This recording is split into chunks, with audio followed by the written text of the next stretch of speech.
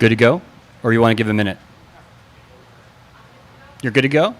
All right, I'm going to start a minute early because I've got a lot to cover today. And 45 minutes is not a lot of time. So we'll get started. So, hey, welcome to my talk, Management Hacking 102.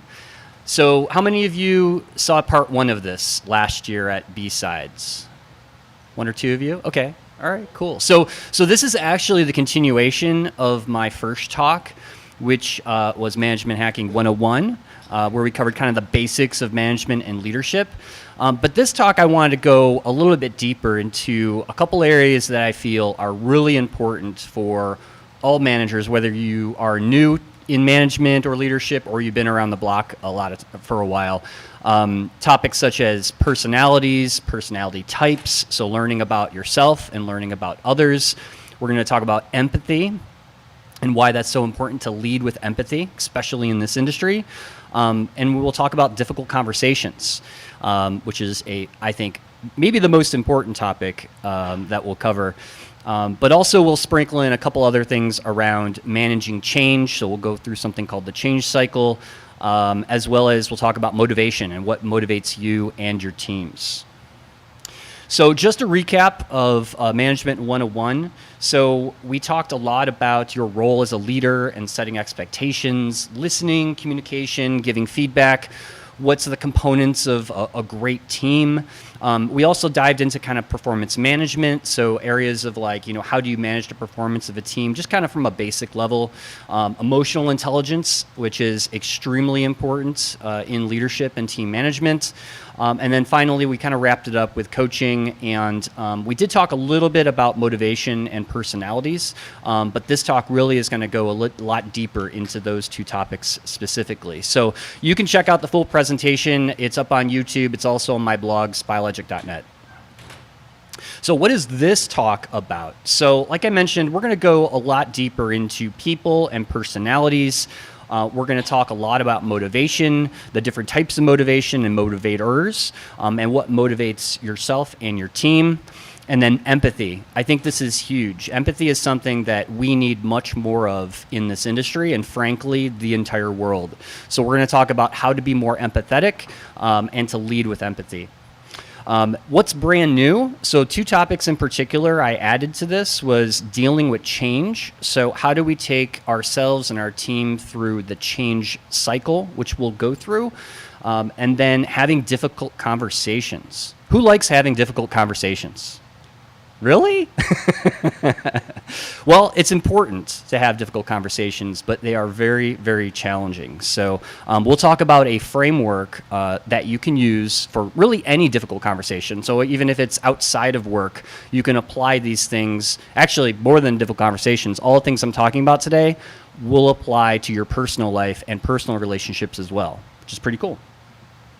So just a little bit about me. So my name is Tom Eston. I'm the VP of Consulting and Cosmos Delivery at Bishop Fox. I'm a United States Marine Corps veteran from back in the day.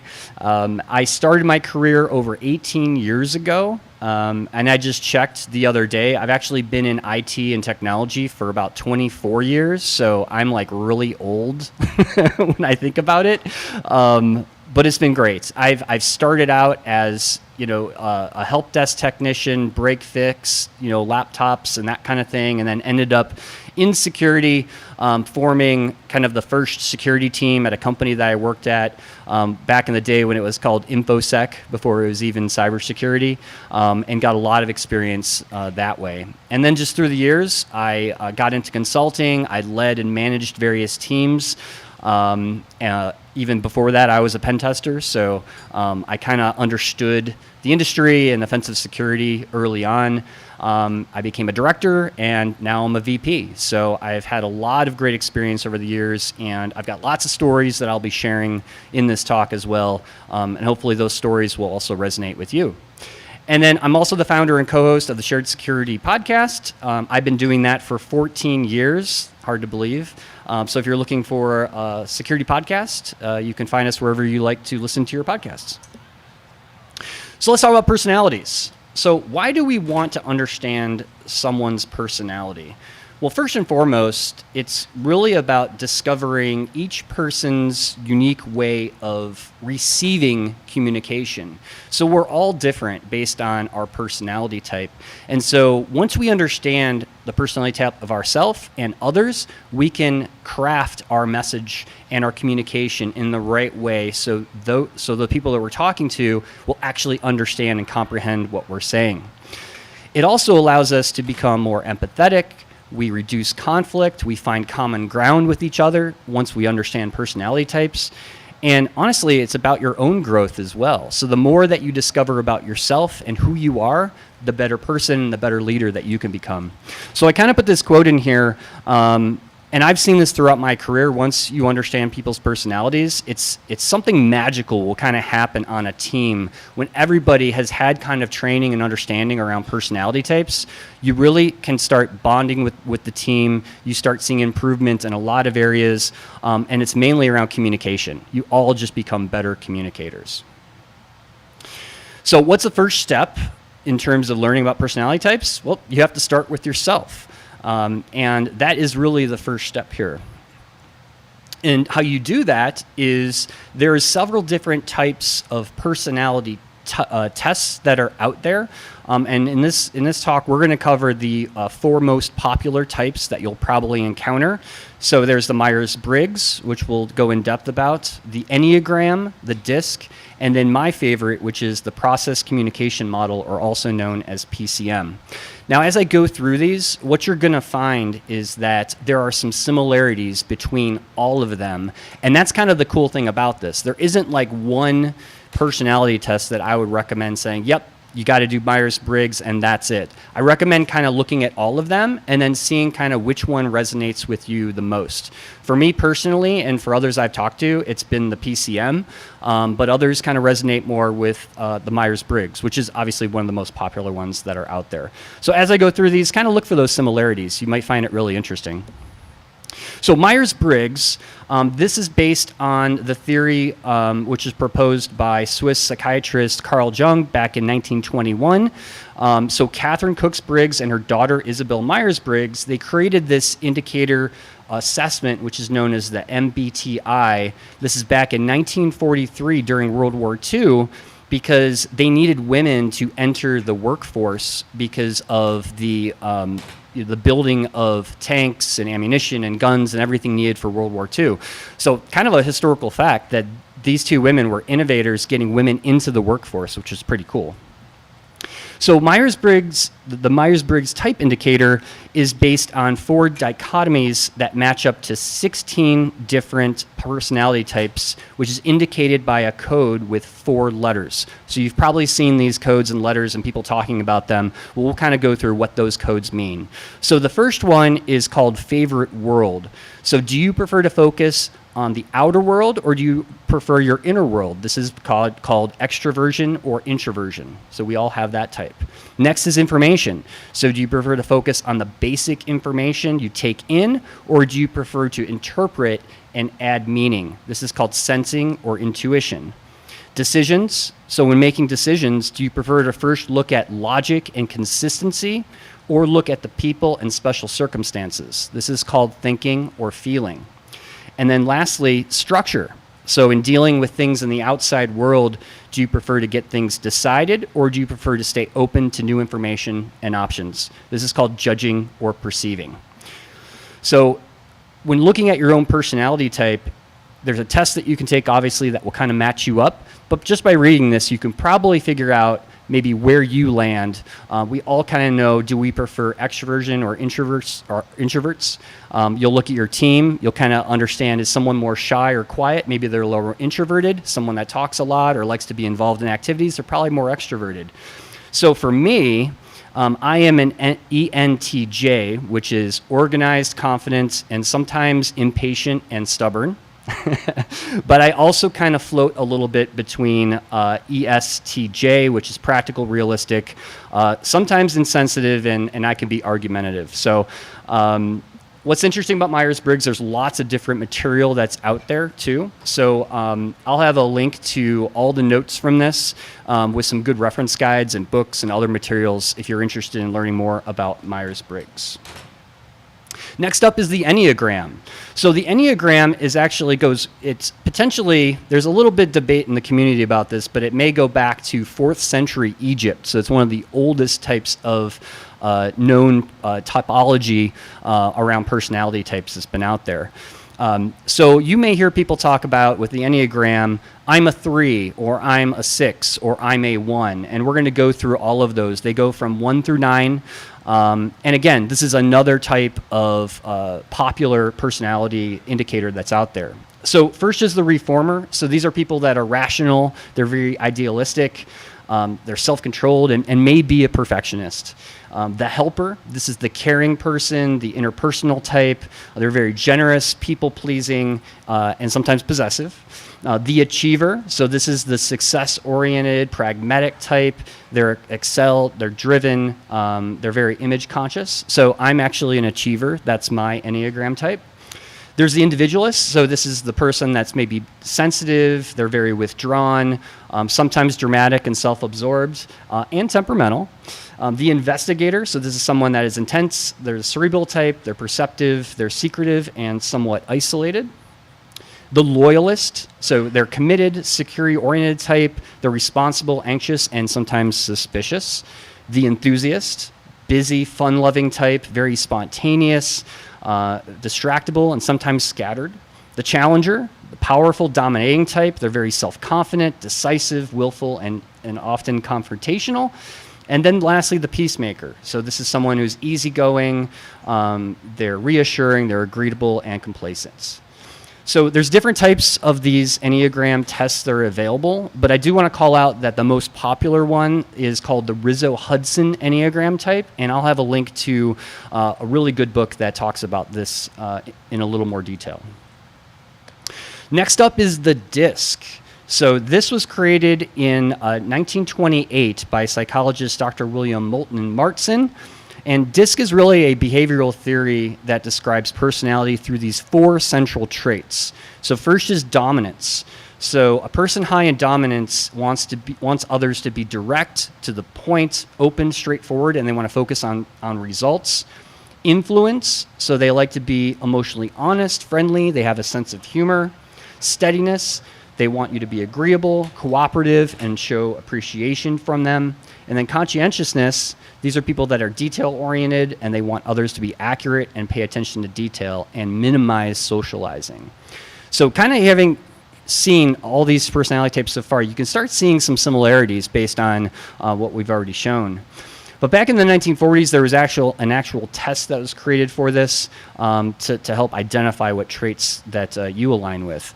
DISC is really popular in the business world, I found. I learned about DISC many years ago at a job that I had, and this is the one I kind of come back to as well, because it's very simple to understand. And again, like the others, there's multiple sources and interpretations of DISC. DISC in particular can be interpreted in a lot of different ways, but this is kind of the most common interpretation that I'm sharing with you here.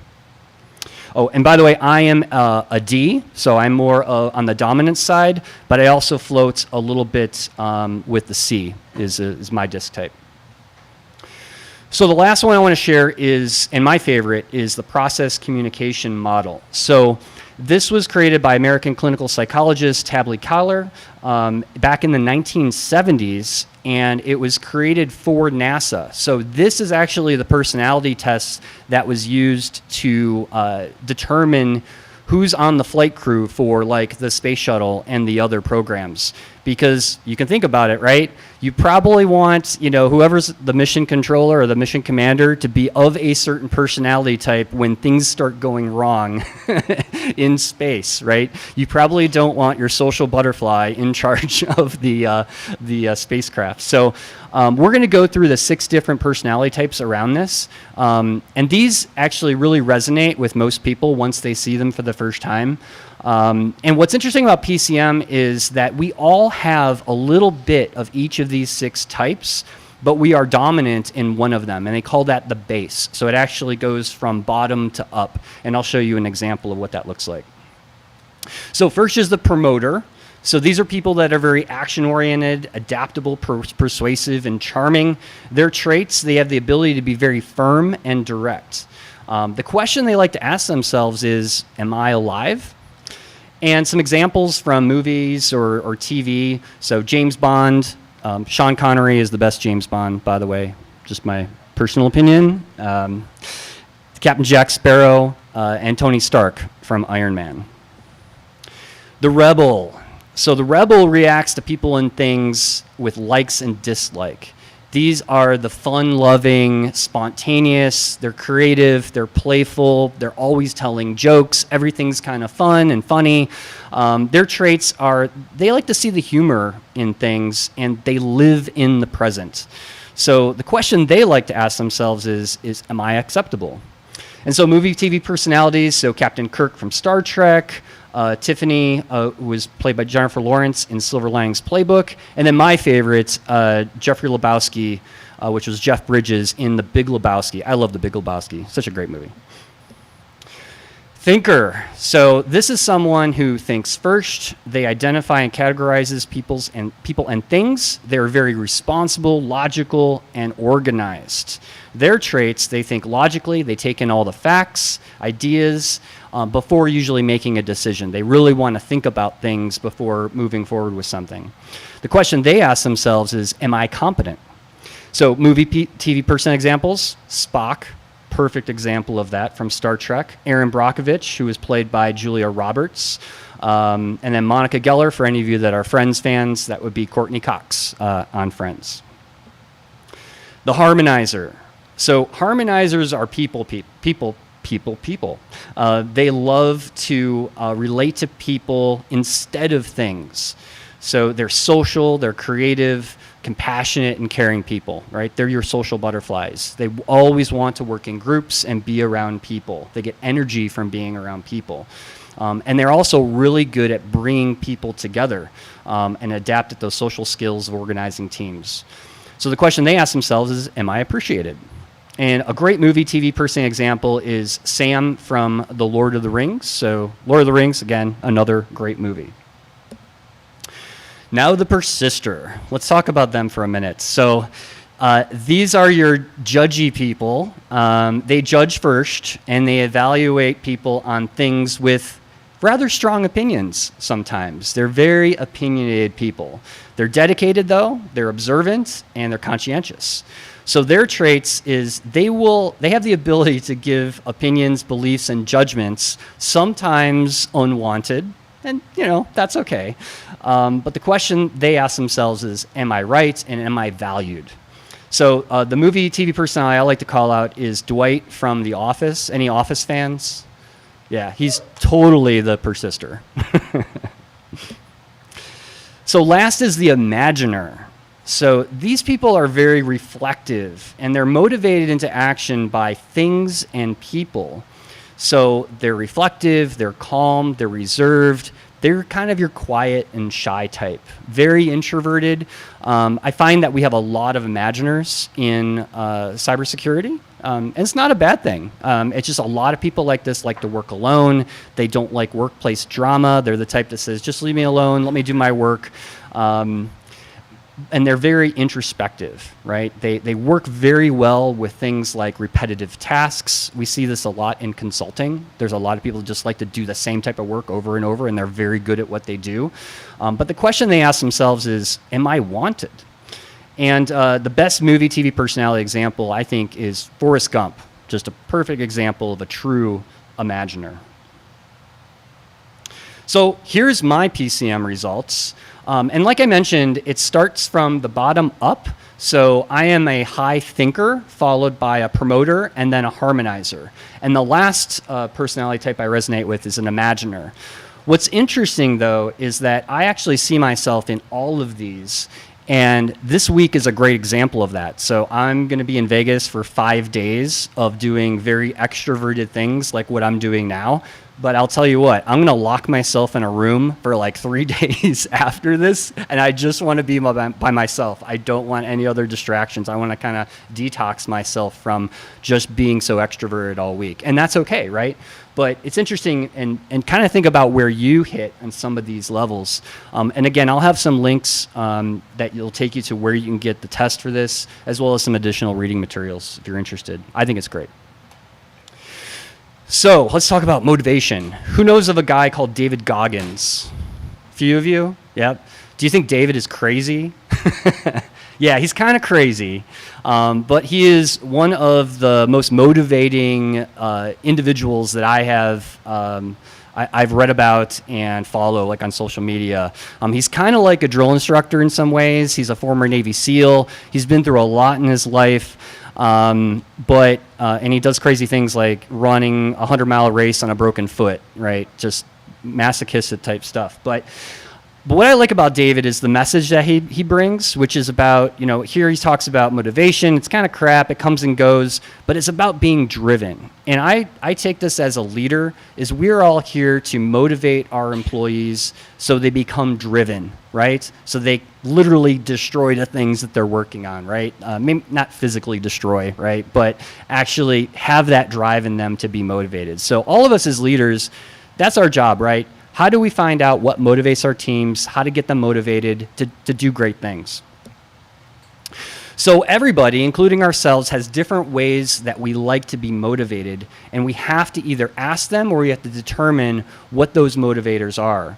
So, and this is really how they are energized and how we achieve results.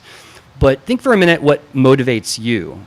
Is it money? Is it promotions? Is it titles? Is it grandiose things? Is it gifts? We all have these different things, or is it just a simple thank you? A lot of us just have we all have different types of ways we're motivated. So let's get into how people are motivated. So there's two typical types of motivators. There's intrinsic and extrinsic motivators.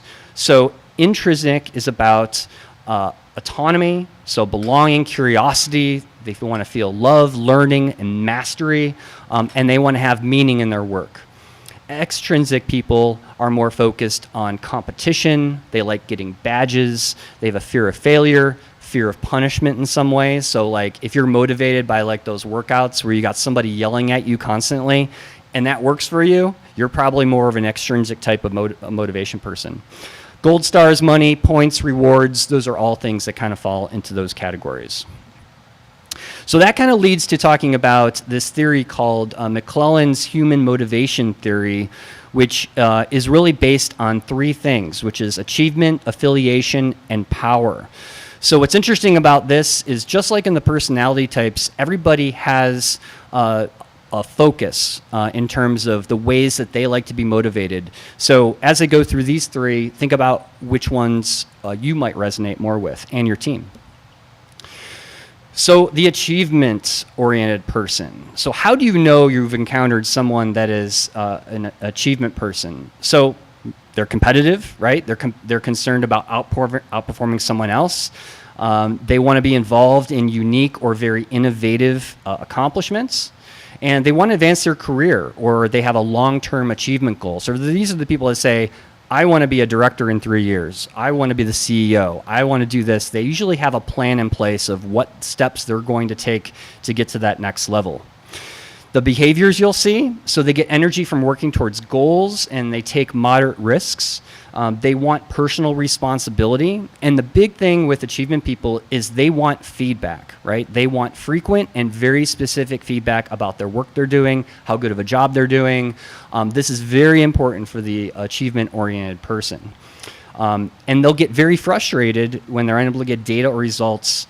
And they typically will choose experts over friends to work with. So how do you motivate someone with the achievement motive? Well, you want to allow opportunities for them to work alone and be responsible for very challenging tasks. So some techniques you could use, be a coach, so define those job responsibilities and those goals, delegate responsibility, negotiate on those performance outcomes, and then provide access to experts. Next is the affiliation motive. So how do you know? Well, these are people concerned with about being disliked, disapproved of, or rejected. So their interest is a concern for others. Belonging to a group is important, and they perceive setting as a social situation conducive to friendship. So these are your people, right? They love being in groups, they love organizing groups, and they really want to be around people. So they get their energy around people. They look to make friends at work. So these are the people that usually going to go, hey, can we go get a drink after work with the team? Can we socialize? Can we hang out? Sometimes they put people before actual tasks, so that's something to know about. And they may take negative feedback personally. So even if you're giving a feedback, you're having a feedback session with them, they may be like, ooh, like that really hurts. And then you as a leader need to kind of overcome that and tell them, like, it's not that bad. So they're very interesting people. These are kind of your social butterflies. How do you motivate them? Well, obviously give them opportunities to work in groups. Give them the opportunity to create groups where they can work together with others, praise them for good work, assign them jobs that allows them to help others, and provide group incentives as well. So anything around social events, parties, these affiliation people love that stuff. Power motive. So let's talk about people with the power motive. Now there's two things about power people you have to understand. There's good power and then there's bad power. So that's kind of called positive and negative. So power people on the positive side, they kind of use that influence for the benefit of the greater good, right? These are kind of your historical great leaders, right, that have done amazing things in history, right? They're very dominant on that dominant side, and they're very influential, and they can do good things. But on the negative side, you'll see people that may be more selfish, more narcissistic, also very influential, but have a tendency to go more on the negative side. So you also may see power people kind of play both of them. So a little bit good, a little bit bad, and they're trying to find that balance. This is a real struggle for a lot of power people.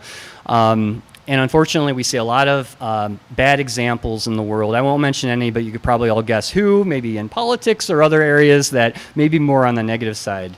So their behaviors, they get energy from influencing other people and outcomes. They want to influence. They want to have an impact. They love public attention, and they do things to enhance their status, right? And again, keeping in mind that they're not all narcissists necessarily, right? But they could easily float into that danger zone, so to speak. So for power people, you want to give them opportunities to work through, or give them opportunities to impact others, positions of influence, authority, leadership. You definitely want to give them decision-making authority in their area of expertise. And oftentimes they're looking for titles, offices, insignia, public recognition, very important for power motive people. They also provide inspiration through identity of working on a great cause, right? Give them something awesome to work on, something that's really important for the company. Power people will love that. So now I want to talk about empathy. And this is really important because I think that, and as the quote from Plato here, everyone's fighting a battle. You may not know it, you may not see it, but everyone has some type of personal struggle going on. And for me, in my career, this kind of came to a head at one of my previous jobs where I had an employee that was started out as a total rock star, just an amazing pen tester, totally just 5-star individual. Slowly his performance started declining over a period of a couple months, and I couldn't figure out like what's going on. Like he was going dark, I couldn't contact him. We were all working remote, of course, so it was really hard to kind of follow up and have one-on-ones. And one day we were literally at the point where we got to let this guy go. We're going to have to put him on a PIP. He's just not going to be working here anymore because of his performance. And I got a phone call from his wife saying that his wife found him passed out on his desk and nearly dead. And they called 911, got him to the hospital, and came to find out he was a diabetic. He was having a diabetic episode, and he didn't know he was diabetic.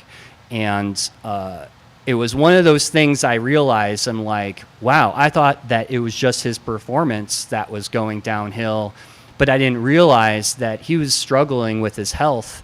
And that for me taught me a little bit of empathy, right? Like I have to see through that. And once he got the help he needed, he was, again, back up to being that star pen tester. And I showed him a lot of empathy for his situation and talked with his wife.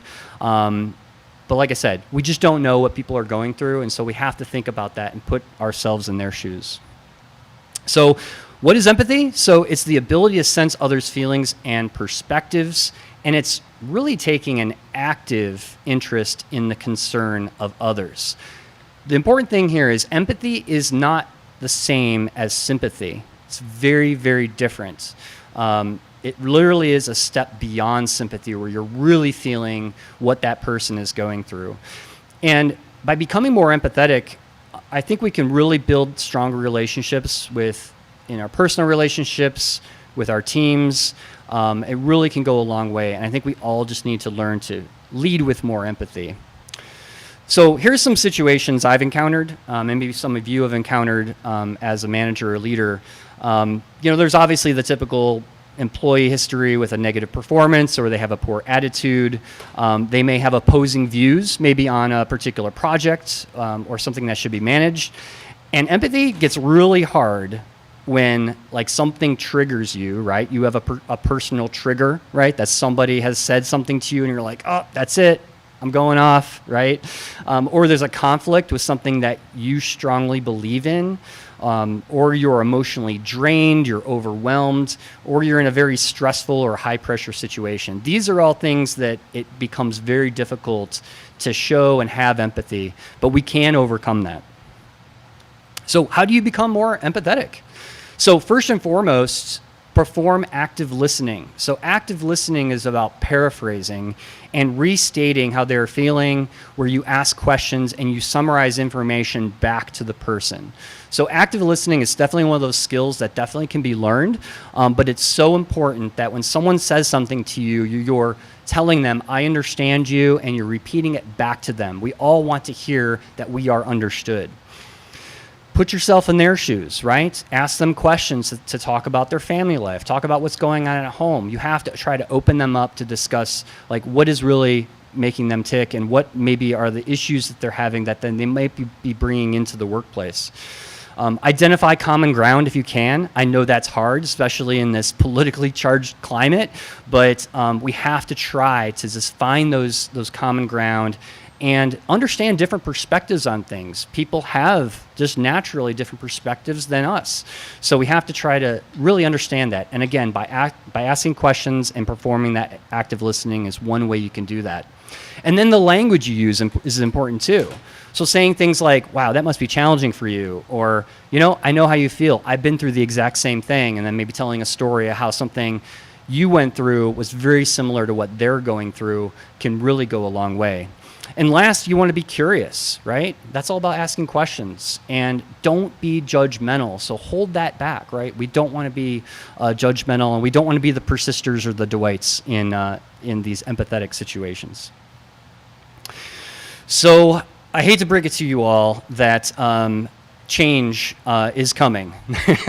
You cannot stop the change train, right? I think it's like death, taxes, and change. Those three things are always going to happen. So especially now, like I just heard about, more layoffs in the industry. There's lots of things going on. So I want to take you through the 6 changes of the change cycle. And so this will probably help you as you go through change.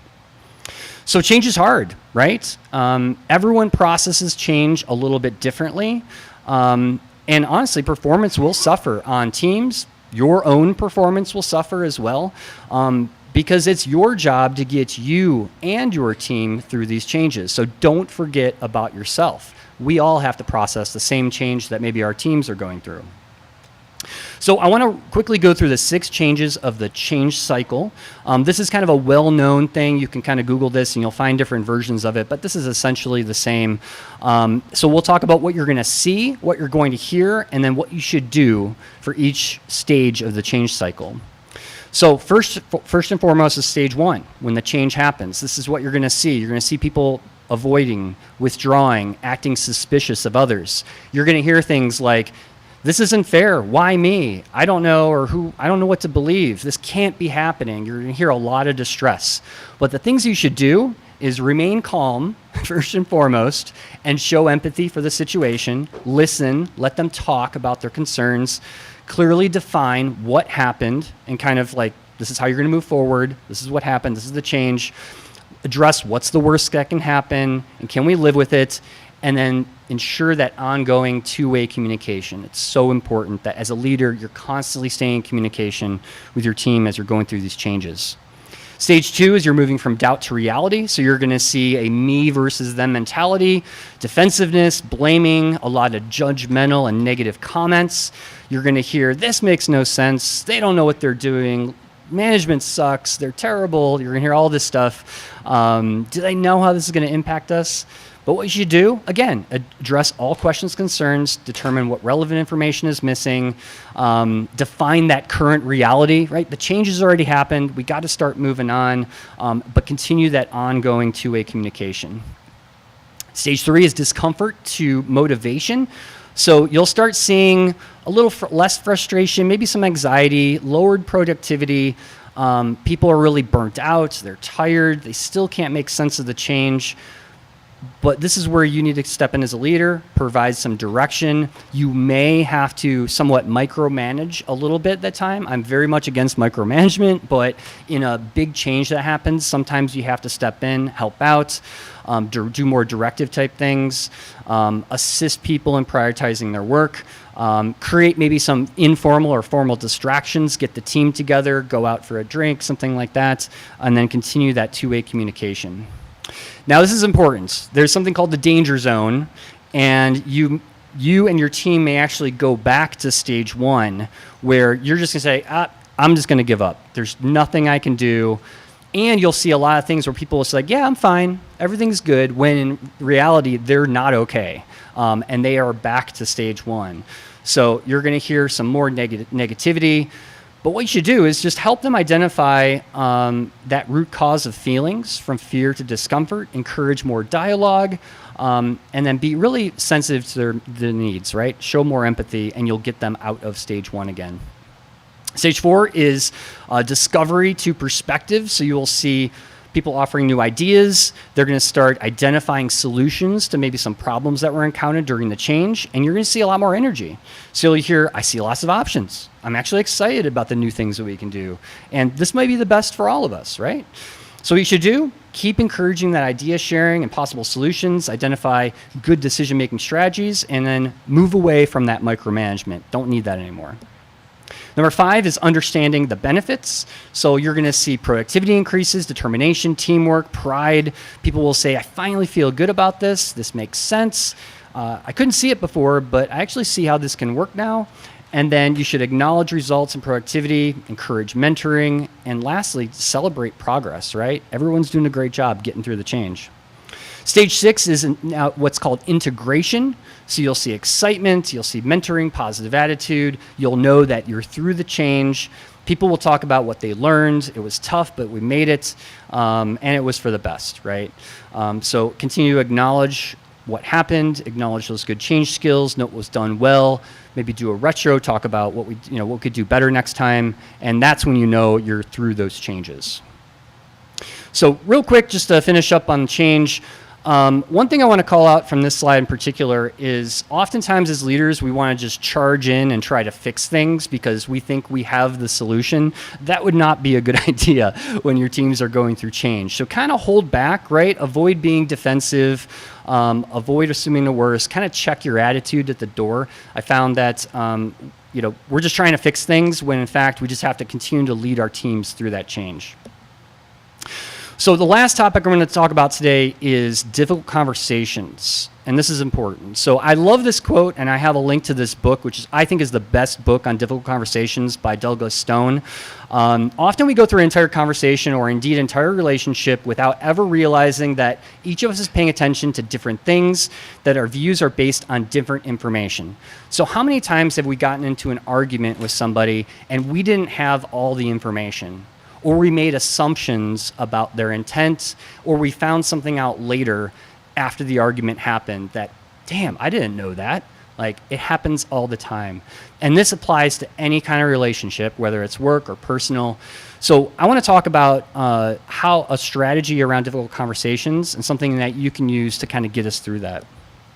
So what is a difficult conversation? Well, it's anything that you find hard to talk about, right? So this comes when we enter this thing called a difficulty dilemma. So Do you avoid a situation or do you confront it? There's no easy answer, but I will tell you, and I'm sure many of you know this, that if you avoid a difficult conversation, things are just going to get worse eventually. So a great example of this is like a performance issue with an employee. Probably performance is going to continue to get bad if you don't have a difficult conversation about their performance. Personally, like a new neighbor moved in and they have a dog that will not stop barking all night long. Do you, as the neighbor, go over to their front door and say, hey, I want to talk about your dog? Do you avoid it, hope it goes away? Typically, the dog is just going to keep barking, so you might just want to have that difficult conversation. So these are all situations that we're going to be in, and a lot of times it's around relationships. So why do we need to have difficult conversations? Well, we need to address, obviously, sensitive, pressing issues, resolve conflicts. It really helps us gain a deeper understanding of others. Once you have that difficult conversation, you're going to improve relationships and you're going to have a lot of personal growth. So one of the things I recommend is, like, if you're thinking about maybe not having a difficult conversation, I'll walk you through a framework which will help you kind of understand if you should have that conversation or not. But oftentimes you're going to find you probably want to have the conversation. So what are some ingredients of difficult conversations? First and foremost, we all have different perceptions, right? We think we're right and the other person is wrong. That's the big one, right? We have different information about the same issue, and we also have different interpretations about that same issue. There's also something about assumptions, right? About intent. One thing that's important is, like, unless someone explicitly states their intention, we really can't know their intention, right? And we may feel intentionally hurt by that other person, but this also may be an incorrect assumption. Maybe that person really didn't want to hurt us, right? But often feelings and blame are involved. So we feel very passionate about a situation or about an argument that happened, and we let emotion take over. We get angry, we yell, we scream, right? Those are all negative things, right? And then we make judgments, right? Which we'd already talked about being judgmental. This never ends well in difficult conversations. So here's a strategy for how you handle a difficult conversation. First of all, you got to make it safe to talk. And the way that you do that is by embracing a mutual purpose and offering mutual respect to the other person. And I know this can be hard, right? One way to do this is by using what's called a contrasting statement. So you state the message you are not trying to send, then state the message you are trying to send. So for example, I am not trying to say that my project is more important than yours. I am trying to communicate that we both have high stakes involved in terms of the success of our project. That sounds much better. That is a much more safe entry into that difficult conversation. Second is listen, right? So seek first to understand and then to be understood is a great quote, right? That's about showing empathy. And you want to quiet your own internal voice, that angry voice inside that's saying, like, I know I'm right and that other person is wrong. And you need to express how you are feeling, but you need to do it in the right way. So for example, you might want to say, I want to hear what you have to say, but to be honest, I'm feeling a little defensive right now. That actually is much better to state and saying, like, something else that's going to anger the other person. You also do this by asking open-ended questions. So tell me more, help me understand. Paraphrase. I've already mentioned the importance of paraphrasing. Repeat back to them what you're hearing. Acknowledge your feelings. Say things like, I can tell you feel hurt when I said those things to you. Those can all go a long way. Adopt the yes and. So think about, you don't always have to give up your position, even if you feel very passionate about your position. You can feel hurt and angry, but also think about that they can feel equally hurt and angry. So you want to validate both views of a situation. Recognize your story and separate impact from intent. So are we sure about what actually happened, right? Could we be making conclusions or assumptions? We might be. So you want to ask yourself these three questions. So what did the other person actually say or do, right? Think about it. What is the impact of this on me? How do I really feel about it? And then based on the impact, what assumptions am I making about the other person's intent? So those are those three questions you always want to go into before you go into the difficult conversation and really think about that. I messages. So you want to start a statement with, you never want to start a statement with you. This always comes across as accusatory and blaming, and it always puts the person on the defense whenever you start with you.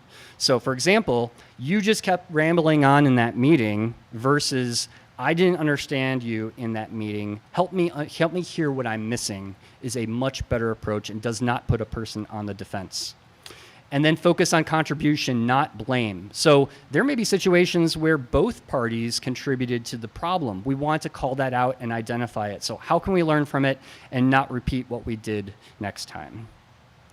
So conclusions. So we all have a unique way of receiving communication, and that's why it's so important that we understand the personality type of others, but also our own.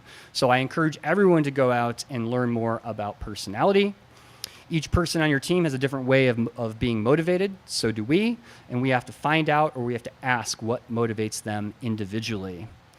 Showing true empathy, very difficult, but it's so important, and we can all learn to be more empathetic. It takes time, it takes effort, but we can all do it.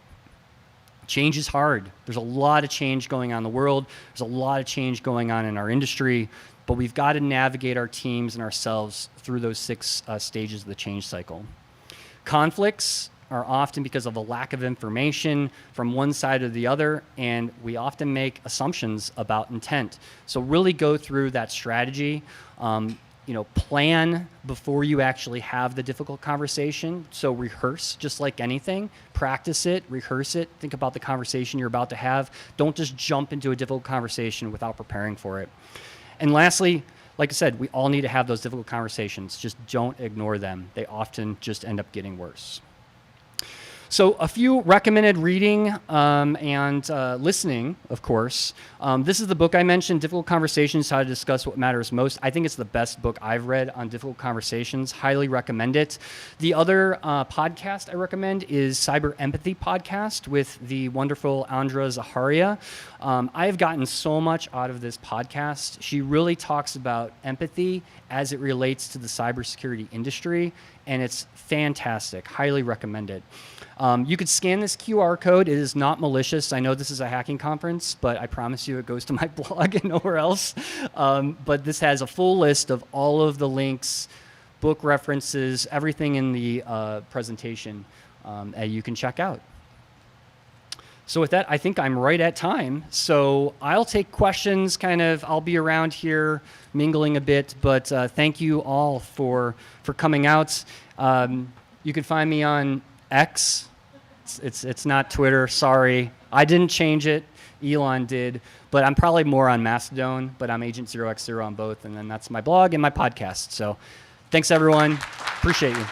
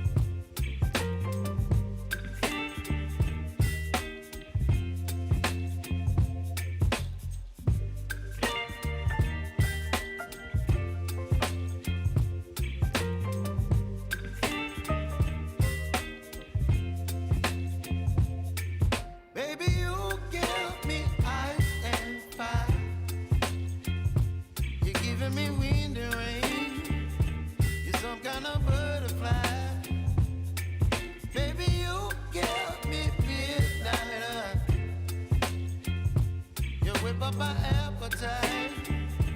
Don't leave me here high and dry.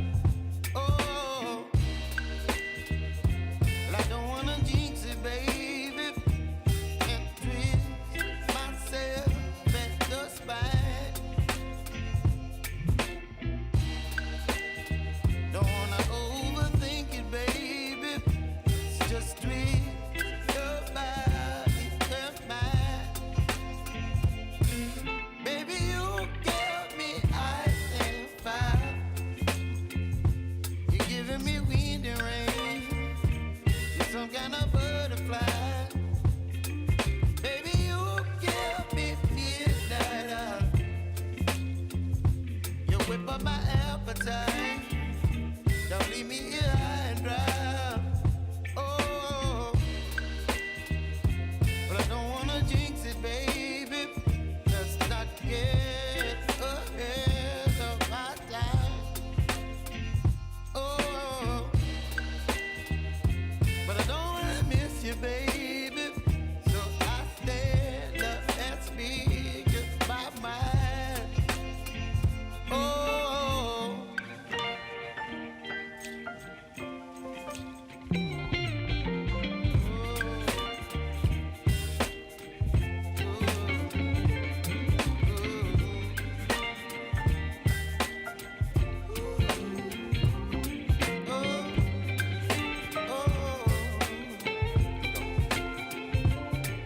Baby, you give me ice and fire.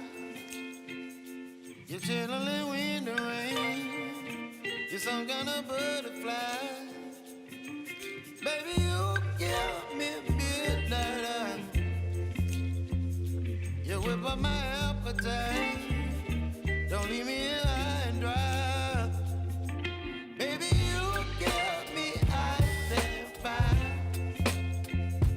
You're channeling wind and rain. You're some kind of butterfly. Baby, you give. Thank you all for being here. Really appreciate it. My name's Steve Luzinski. I, in my day job, work as a consultant, critical infrastructure cybersecurity. That gives me the opportunity to come out here. And what I really enjoy is the Aerospace Village. So if you're over at DEF CON, please come by and visit. What I also enjoy is having spent time in and out of government, military time, which I kind of count as government because I got to see all that the government offers in that respect, but also in my other jobs since retiring, looking at what's going on out there, what really is or isn't happening when it comes to working in the government. So then, because I have friends who know other friends that are now my friends, Ian and I, damn it, I knew it. Ian and I were talking about this last night if you caught us in the cavalry track. But being able to bring to this audience folks who are new to the industry, who may have been in government, and you're questioning, do I want to go back? Or you've never been in government and you're thinking about it, here's your experts. And so again, I appreciate you all coming here today and listening to us. So I'll start with a quick brief introduction, go through some questions for them to be able to talk and have a conversation. We're going to open it up to questions and answers at the end, so definitely think about if you want to ask something. We may or may not have bribes up here for really good questions and things of that nature that we can offer. But we want to be able to make sure that you can get your questions answered of what you want to know about folks who are working in government and what that is really like compared to what you may hear on a, we'll call the stereotypes that are out there. So let me start over here on my right. Ayan Islam. She works in the Office of the National Cyber Director on workforce issues, formerly at CISA. I have known her for several years. This is not her first time at BSides or in a talk. And again, I had the privilege last night getting to talk with her. But very familiar with these issues from a workforce, what the government's dealing with, and from having worked in government for several years. Next to her is Chris Paris from the Department of Veterans Affairs. Again, working his title as Acting Director of Cyber Workforce Management at the VA. Again, as a veteran, I especially appreciate that work, so thank you. First time joining here at BSides and on stage. And another first timer over here on my left, Arun Viswanathan. He is at the Jet Propulsion Laboratory. And he leads their cyber defense engineering and research, and also a number of efforts that, again, I know from the Aerospace Village that getting to work with Arun on and be a part of, and again, welcoming him as a first-time attendee. And then finally, last but not least, Tim Weston. He is with TSA.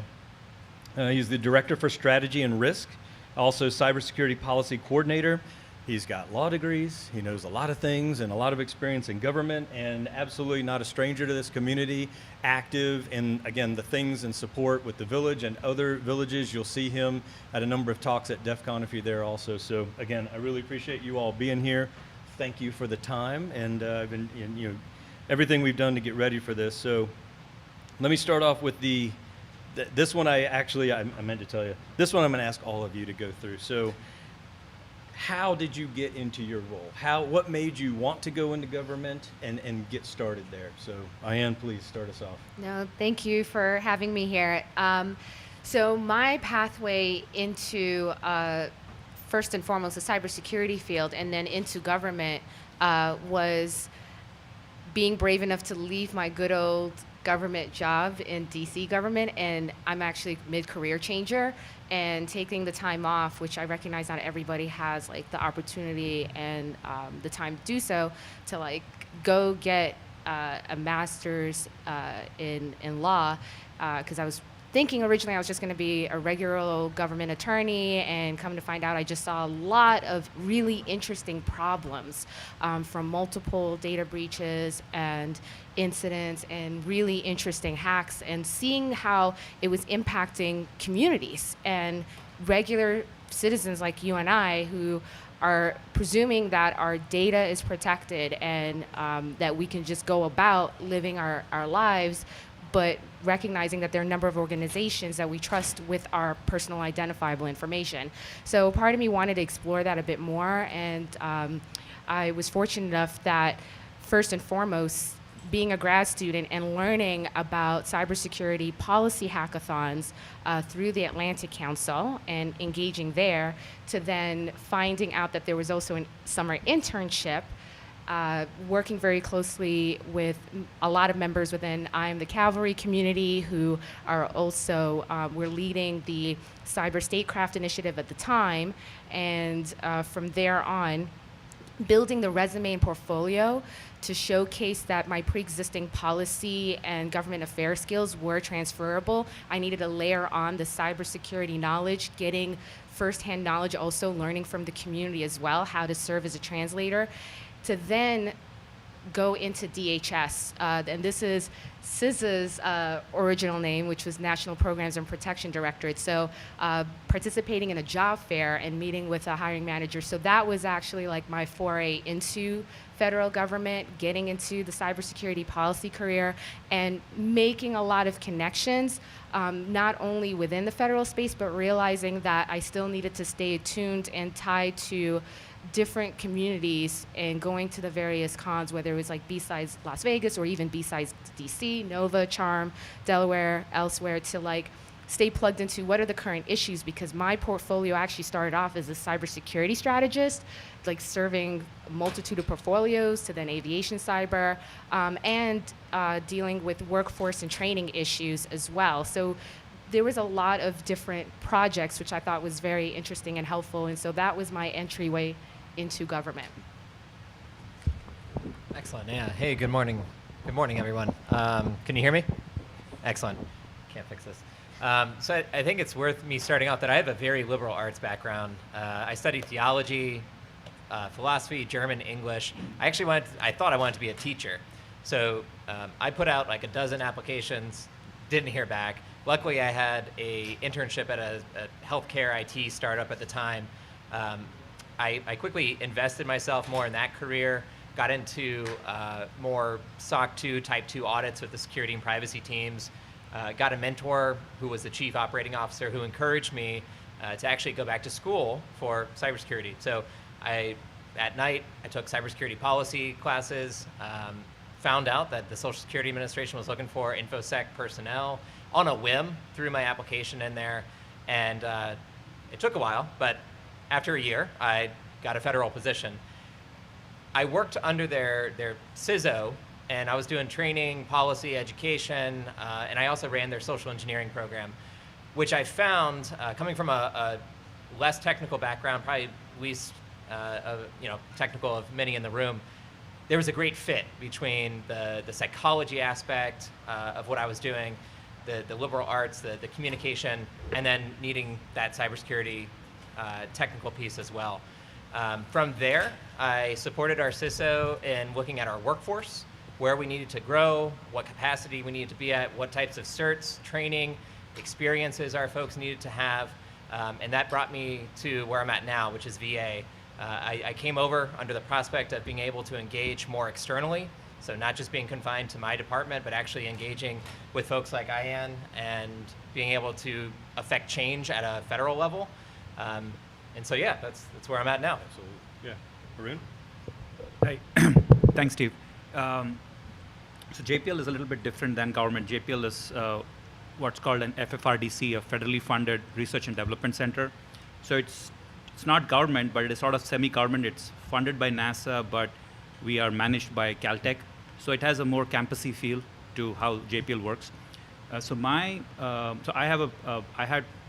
my PhD in computer science with a focus on cyber from USC.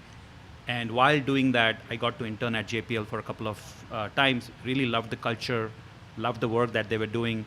And then around that time, space cyber was really becoming very critical, and not many people were really thinking about space cyber. Now, if you look at, for example, Aviation Village and so on, there's so much talk about space cyber. That wasn't the case in 2015, 2014. For me, that was a very interesting opportunity because I didn't want to go into a field in cyber which was already saturated. For example, network security was very saturated by then. There's so much work on NACs and firewalls and all that stuff that it was hard to sort of make an impact. And of course, I loved space, so this was a perfect opportunity to combine my interests in cyber and space together. And so I was recruited around the time when they were setting up the cyber cyber defense for our missions. So JPL always had the IT security and IT infrastructure and all that stuff, but they never had a mission cybersecurity team. So we were sort of the first hires to build that capability. So at JPL, my team works on all aspects of a mission, from the ground systems to the communication to the spacecraft, and sort of doing an end-to-end security of that. And it involves many different things like compliance, risk management, risk analysis, threat intelligence, and to many advanced research topics. Because such a new field, there is a lot of scope for research on new ways of doing things. So a lot of my time, I started out as a researcher in the group.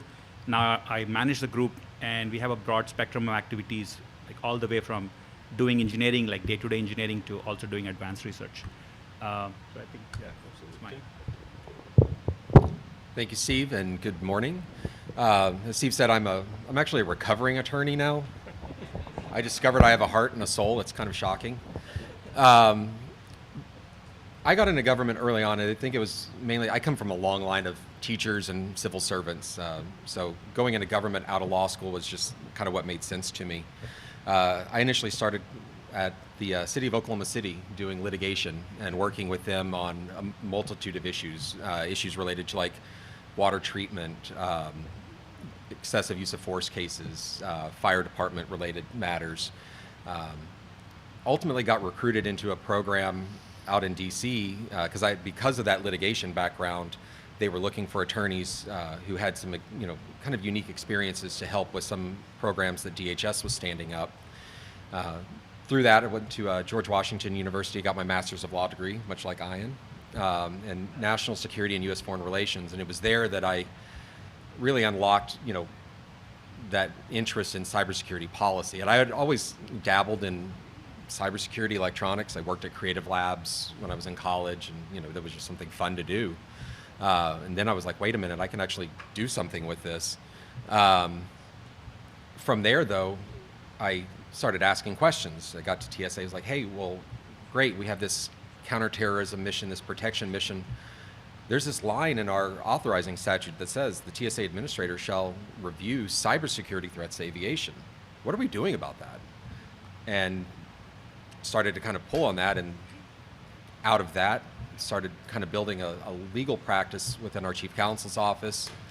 As Steve said, I've been coming out here for summer camp for years, and I had actually about 6 years ago, I got back from DEF CON, and there was a knock on my door, and it was from our chief of staff, and said, hey, we need to develop a cybersecurity strategy, and we hear you're the one to help us with that. So Just make that happen. yeah, can you solve that overnight? But that, I took that, left what I was doing in the chief counsel's office, moved into the policy side, helped draft our cybersecurity roadmap, which was a 5-year strategy, and then from that have helped then build out the various cybersecurity policy related issues and measures that TSA is kind of leading on today. So it was a kind of a wandering path to get there, but it's been an interesting one. Yeah, absolutely. So hopefully, as you're seeing, and what was exciting for me to bring this group together is so many different backgrounds, cybersecurity, kind of not cyber, all aspects of cyber, because I'm not super technical either, so I appreciated being able to have the smart technicians who can answer those questions and things from there. So one of the things I mentioned up front, stereotypes, right? This whole title of separating fact from fiction, there are stereotypes out there. I know one of the things that I always heard sitting here when I was in the military, call myself a Govy at the time, looking to get a job as I'm getting out, thinking about staying in the cybersecurity field. What can I contribute? Things like that. Where do I go? Private sector. Mission was always thrown out. Well, the government's got a mission. Okay, I get that, and I appreciate it with my background. But Tim, let me start with you. Not only did you get into it, as we've all talked about it, but you're certainly still there, and we've all been in different areas. But what keeps you in that job? It is cliche, but it is that mission-oriented focus. Transportation is one of those critical infrastructure sectors that affects everyone. Everyone utilizes it every single day. You may not utilize the health sector every day. You may not go to the hospital every day. At least I hope you don't, unless you're a doctor or a nurse, in which case, please continue to go to the hospital. Not everyone uses dams every day, but maybe you drink water that comes from a reservoir, or you use electricity that comes from it. But transportation is something that is used by everyone. It's global, and helping to secure that system and make that system more resilient is kind of what keeps me going. It's that challenge. It's an unattainable challenge, I think, but that's what I like about it. There's something more we can keep doing to make it better. Yeah, and if you don't mind, Tim, I'll piggyback off that. So I joined government because I was starting a family and I wanted stability, and my dad was 30 years prior military, worked for the government after that as a civilian, and that's all I heard, right? Secure a job, get it, once you're in, you're in. Some of that is true, absolutely, but what I think the better question is why have I stayed for the last 12 years? And for that answer, for me, is that I get to work for an organization that is not profit driven. At the end of the day, I can, if I need to, and there are times when I need to, I hit that wall, I think about other careers, I think about what I've done, where I've gone, where I want to go. I can draw a connection between what I'm doing. Yes, it's 3 layers down, 4 layers down from the veteran that I'm serving, but I can draw that connection. I can say that I'm building the best freaking workforce for our veterans, who are going to give them the best care, the best technology, the best solutions. And honestly, that's what keeps me moving. That, and I found that once you're in, there are so many possibilities. I won't go into all of them, but as a policy and strategy planner, workforce developer, I can take my skill set that I've honed. I can go work for AN at ONCD. I can go help them develop the National Cyber Workforce Education Strategy. I can go to OSTP, work on federal AI policy. I can work for OPM. It's just, once you're in, there's a multitude of ways that you can apply that skill set without needing to leave the federal government. And we can address all those acronyms afterwards, Sorry. because Yeah. they're There good. will be a test, And don't I'm worry. like, yeah, I know what you're saying, but I'm with you. So Personnel management, that's right. Office of Science and Technology Policy, Office of the National Cyber Director. Absolutely. So sorry, I won't do that again. no, that's And, yeah. that's And okay. I was just going to quickly interject Yeah, to please. say that it really helps also from my vantage point where I'm working, where having subject matter experts like Chris, like Arun, like Tim, in their respective agencies, where we can then go in and say, what are you seeing in your space? Please give us, best practices advice. And also, as we're developing the National Cyber Workforce and Education Strategy, which was launched last week, then we want to make sure that the work that we're looking to then move forward during implementation phase is not just coming straight out of the White House. It's going to be a whole of nation effort, a whole society effort. We recognize that there's so many owners of different processes and also literally like the doors and the gates that will let you into different places. So what is it that we can do to remove the red tape, to remove those barriers, to make things more accessible, and increasing the knowledge and awareness to then have more awesome folks like us that's in the room out in this field too. Yeah, awesome. I appreciate that. So, I meant, again, stereotypes, that's the theme, that's the thing I've learned to, how do you get past those? So, what's the biggest stereotype you've seen that's true, or that you've seen and you're like, that's completely not true? Ian? And I'm going to keep going back to Ian. No, I can't help totally. I myself. think we were talking about this earlier during prep, was like bureaucracy. That's the Red easy tape? one, Yeah, it's that. What are the ways in? Oh, what does government do? Actually, what does your agency do? Actually, how does my role translate into this 2210 IT specialist position that you're advertising on usajobs.gov? I see the job announcement, but I'm really interested and eager. I'm trying to frame my resume a certain way to make sure that I can't get picked up through the system, but I'm also not very clear as to what your day-to-day entails and what your mission set is. So there are those levers and issues, but we also recognize that some of us do a better job of branding and going out and explaining who we are and what we do, and some of us need a lot more work and support in that area. And I'll pass it over Yeah, to I mean, I'll piggyback off that. So bureaucracy, that's like the easy target here. It's everywhere. Looking at the federal hiring, right? Like, we don't talk language that would be recognizable to everyone here. We say that we want an IT specialist in our announcements, and we're actually looking for a defense analyst or an incident responder. So why don't we do that, right? Like, why don't we change the titling? Why don't we very clearly in the job description tell you what we're actually going to assess you against, and then follow through with an assessment to make sure you get the skills that you say you do. Those are things that we are working on, which is exciting, but something that, a stereotype that I've had to come to grips with is we move slow. We move a lot slower than I would like. I've had to temper my expectations without being jaded and saying, all right, well, that's just what it is. So yeah, I think that's the biggest stereotype that I would agree with. The one that I disagree with is that the government is, as a whole, very inefficient, or you could even say lazy, that workers are lazy. I don't know if I've just had a very fortunate experience, or I intentionally choose to surround myself with people who are not lazy, but that is the biggest or furthest thing that has been from my experience. I work with amazing people. Now, granted, are there inefficiencies at VA and the government? Absolutely. Are there inefficiencies in your private sector companies? Absolutely. For me, it's been just surrounding myself, picking those people who are going to encourage me, and having them surround me to be a better person. Yeah, and I'll add in just my own perspective of both government time back at CISA in the middle of a crisis, and there was still uncertainty about making the changes. And like, hey, this is a crisis, we should act fast. Certain things worked really well, certain things didn't.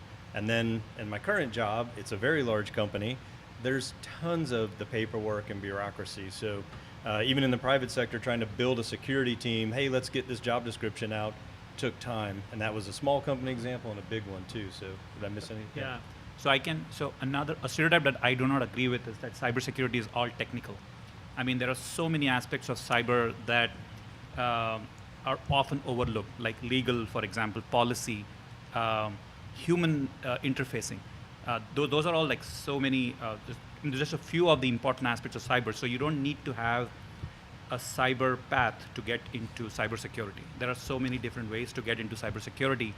And I mean, an example would be in my own work, I lead tasks where we work with people across different domains. It's not everybody in my team is not just a cybersecurity engineer. They are people who understand, say, missions. They are people who understand human-machine interfacing. How should you build interfaces that work for humans? How do you design processes that a human being can use, or how do you integrate cybersecurity into a mission environment? So there are so many dimensions to cybersecurity that often it comes, just because everybody equates cybersecurity to hacking, that's sort of the first obvious thing, but there's so much beyond that that often gets overlooked. So there's so many opportunities. Yeah, I'm with it. I mentioned my time at CISA. That was a very specific, focused on COVID, but very rewarding, as that was a favorite thing I did, as hard as it was. But getting in to come in and focus on that. And what are the projects, what are the things that you've done? Arun, you mentioned your favorite thing that you did. You're like, that's why I'm here and I like doing this. Okay, so yeah, at JPL, so one of the first things that is really the impact that you're making, because it's a problem that nobody really bothered with before our team was set up, right? So the first thing that we started doing was really getting people aware. There are many things that we've done over the last 8 years of my, 8 years that I've been at JPL. One of the things was we really tried to make the management aware of the problems by actually doing a live phishing demo. We live phished a section of the management and showed them the results as to how easy it is for somebody to phish you, and so how easy it is for somebody to, just using information available outside on Google, on your LinkedIn profiles, on your published papers, all that information, to craft a phishing email to make you click a link and get malware installed on. Of course, we didn't install malware, but the message was conveyed. Because the thinking often is that we are all behind firewalls. Why should we bother? Why would anybody bother with us? So that mentality had to go. So that was one thing. The other thing is we've also done a lot of work in really pushing the boundaries on using technologies like AI and other new technologies to build solutions that are now actually helping our missions do their work well. All in all, I think it's been very rewarding, because when I joined, there was really it was just too hard to sell cyber to people. It was always the question came back, what is my return on investment? Which is a very hard question to answer for cyber. But now with these demonstrations, and of course the situation has changed, there's a lot of federal laws now that NASA has to follow. There's also a lot of threats out there which are much more severe, and people read, there's more press coverage for threats, like the last year's incident with Viasat, right before the invasion of Ukraine. That was a big event. So that really opened up people to, okay, so this is now possible. So this is something like hitting close to home. So all the work that we've done, all that we've been saying is sort of now starting to sort of really pay off, and that's very rewarding. Yeah, absolutely. So, Tim, I'm going to throw this question to you. What's the one thing about government service people don't know? It's not even a stereotype. It's a hidden secret of getting the opportunity to work where you have. Well, it's hidden. Why would I? No. Not that hidden. The opportunity to work with so many amazing people, and I know that you get that with a lot of different organizations, but kind of like Ian and Chris were saying down there, like the collaboration I see across, especially the cybersecurity community within the federal government, really is encouraging, because it's one of those unifying threat streams, and you have a lot of people who are really dedicated to working together to solve that problem. And I didn't respond to the stereotype that I disagree with, and it would, I think Chris kind of touched on it, the lazy government worker out there. There might be or inefficiencies. Yes, you're going to have those in any and every organization, but my experience has been the exact opposite. It's a lot of very dedicated people who work long hours sometimes, when needed, to respond to a crisis or to avert a crisis or be proactive in preventing that crisis. And I actually see a lot more of that work on that prevention side. I mean, we're working together, coming up with creative solutions, learning how to leverage the bureaucracy to help us. The old attorney in me is, process is your friend, and it's needed in some cases. You want to make sure that what you're doing, you don't have government overreach in certain areas, especially I work for a regulator. So working, within that regulatory sphere, you don't want to have overreach on cybersecurity-based regulations. But you have to balance that with, all right, well, there is a real need, though, to affect some kind of change here, because sometimes that voluntary model just doesn't work. So what's the creative solution to fix that? So to me, that the hidden gem is, working with some really good, creative, and dedicated people who really want to dig in and solve those problems. That connects back to the mission. Go ahead. Hey, Steve, I want to go Yeah, back please. actually to the project question, because Arun, you said something that I wanted to touch on, which is the diversity of skill sets within the cyber workforce, the cybersecurity workforce. And it also ties into this project that I'm really proud of. So in 2019, we had, some of you may know, the NICE workforce framework. It says, hey, there's 52 different types of cyber worker, but who reads special publications and 50 pages of PDF? Yeah, AN does.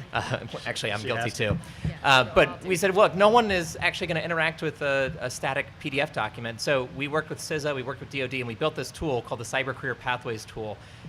Just Google it. If you haven't seen it, check it out, because I feel like there might be someone like me in the room who's like, you know what, I'm not really technical, but I want to get into this field. It shows all the different types of roles you can play. I mean, there's the legal piece, there's the workforce development, there's the training, there's the project management, and then all of your traditional technology roles in there. So it's a really cool tool that helps me, and it helps others engage on the types of ways that you can get involved. You can be in the cybersecurity workforce without being hands on the keyboard, 24/7. And then I do want to touch on, for 18 months, I led this effort to try to get our technologists and our cybersecurity practitioners better pay. Because for years it's been, it's a 20-year problem of government does not pay anything close to what industry can. But no one was really willing to take up the mantle and say, all right, well, let's do something about it. We had special rates, and they were aging from 2003 onward. So I'm really happy to say that we built this justification. We submitted it. It got approved. As of last month, VA is paying 17% more across the board. That's not a plug for hiring, but if you want to work for us, sure. But just in case. Just in case, come talk to me after. But we're genuinely hopeful that every other agency is going to look to us. They're going to either congratulate us, or they're going to say that's not fair, and then they're going to go talk to Congress. They're going to talk to their appropriators and say, how do we follow suit? And hopefully that's government-wide change. And then meanwhile, where I'm at, we're working closely with our colleagues within the Executive Office of the President, Office of Management and Budget, also as well as Chris also mentioned earlier, Office of Science, Technology Policy, National Security Council, Domestic Policy Council, the list goes on, because we're trying to ensure that the skill sets, both technical and non-technical, are adequately represented. For example, there's a lot of talk, and you'll see this coming up later in the week at DEF CON, that there's a lot of talk also around AI, and how do we also get ready for that next set of workforce. And the thing is, regardless of the technology, we need to have a workforce that is ready to go at any given point in time, regardless of what the tool may be. And it's just not essentially like a plug and play, but almost an ability to okay, how can we ramp up and afford people the opportunities to on-ramp and off-ramp wherever they want. So similar to what Chris mentioned with the cyber career pathway tools, and also looking at government resources such as the National Initiative for Cybersecurity of Education under NIST, the National Institutes for Standards and Technology, is that you want to afford folks also a chance who are technical, because you might be interested one day in becoming the boss, right? You're going to then have to become a supervisor. You're then also going to have that leadership training and budget training to understand what does that really mean to, manage and oversee a team and the project, where your technical expertise now is training and providing that professional development and learning to then mentor and groom and build, your organization and your portfolio too. So there it is a two-way streak. And the other piece, also a hidden part that may not be commonly known, is there are a lot of folks who work in government who used to work in private sector and academia and in community-based organizations and in hospitals, and just decided, I'm really ready for a change, and this is a time, and I'm really eager to, provide, this public service. So, and there is that transition. Like, I personally stepped out for a little bit and went into the think tank world after CISA, to R Street Institute, and that was like an interesting opportunity where the visibility I had a chance to learn more, hear more, provide constructive criticism, and then take that skill set now and bring it back to where I'm currently at, with ONCD, Office of National Cyber Director. So just want to also share that, those pathways are ever changing, just as our lives are also dynamic and ever changing. I think that's one I'm a big fan, watching what U.S. Digital Service has done. The idea that you can come in and stay for an entire career, you can come in and out, you can do it. There's all these options. The government has realized, and you're seeing it, the government's on stage, the government's present. Spot the Fed is boring these days. DEF CON's the same way. That's good. They are coming in to engage where you, the subject matter experts, are, where you want to learn more about what they do, and the same way. So getting to see that over time has been great in that change. So I failed at the very beginning. I meant to ask, and I apologize to my panel here, for our audience, who has never worked in government? Okay. Who has worked in government at least once at some point? Steve, I saw you sneak in. Awesome. Yeah, so we got a good, diverse in the sense of experiences to talk and share and things of that nature. Again, what we want to do, and really what I hope that you're seeing, and it was mentioned before, is the diverse backgrounds. It can be a full-time one career, different jobs and all the things Tim's gotten to do.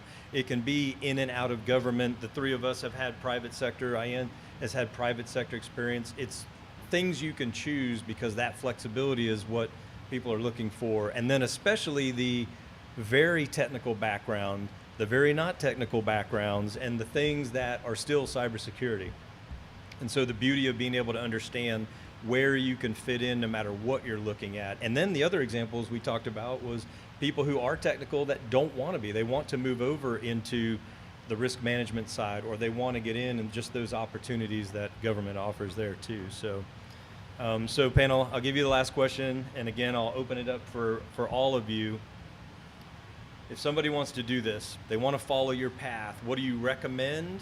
Either like definitely do this or definitely don't. Mistakes you've made, things they can learn from. But what could you offer the audience who may be interested in these types of things? Ian, you want to start off? Yeah. So I'm going to kick off with a plug. As I mentioned earlier in the talk, White House released the National Cyber Workforce and Education Strategy. Please go to whitehouse.gov/cyberworkforce. We created, it's not just a strategy. Because we understand, again, there's some folks who will love to dig into the details. So if you have time to read a 60-page document, please do so. If you don't, there are fact sheets and cheat sheets and action sheets. So we have a set of action sheets that are catered to the workers, the educators, government, and employers. Have a chance to see. It's a one-pager. It's even shorter than one-pager when you have the banner and the template-y stuff. That there will be resources there available that will point to a number of government resources, NICE, CISA, VA. If you're also interested in the intelligence side of the house, there's multiple avenues. And also for the educators, how can we support our K through 12 systems, community colleges, higher education? We're looking at this as a whole of nation, society, and an ecosystem approach, recognizing that we're all a part of this beautiful space. So if you're very interested, not only for yourself, but also sharing those resources to your friends, your families, and colleagues, I would recommend that you start there and pick which one you feel will be suitable for your needs. Thank you. Chris? Excellent. Yeah, so Ian talked about the resources, so I won't cover that. In the beginning, I told you I had a very liberal arts background, theology, philosophy, English, German. For me, something like if you want to follow in my footsteps, be curious. Be deeply curious about the world around you. Why are we doing what we're doing? How are we doing it? Does it need to change? And what's the role that you're going to play in that change? The other thing is, when I started my government career, my dad told me, it's easy to stand out. And I said, all right, well, how? Embrace challenges. You will stand out very quickly if you're the one raising your hand. There's an extra assignment. Oh, yeah, I got it. No problem. I don't know it. I'll figure it out. That's worked wonders for me in my career. And then lastly, my recommendation, but it's also one of my biggest regrets, is not finding a mentor sooner. You have a career trajectory that you want to go down. Find someone on it. Ask to talk with them. Ask if they'll take you under their wing. Because in finding that person, they're going to know best, you should pursue this experience. You should talk to this person. You should take this class or get this certification. I can't tell you how beneficial, finally, when I did find a mentor, those conversations have been to my career. So find someone that will help you and stick with that person. Nice. Baru?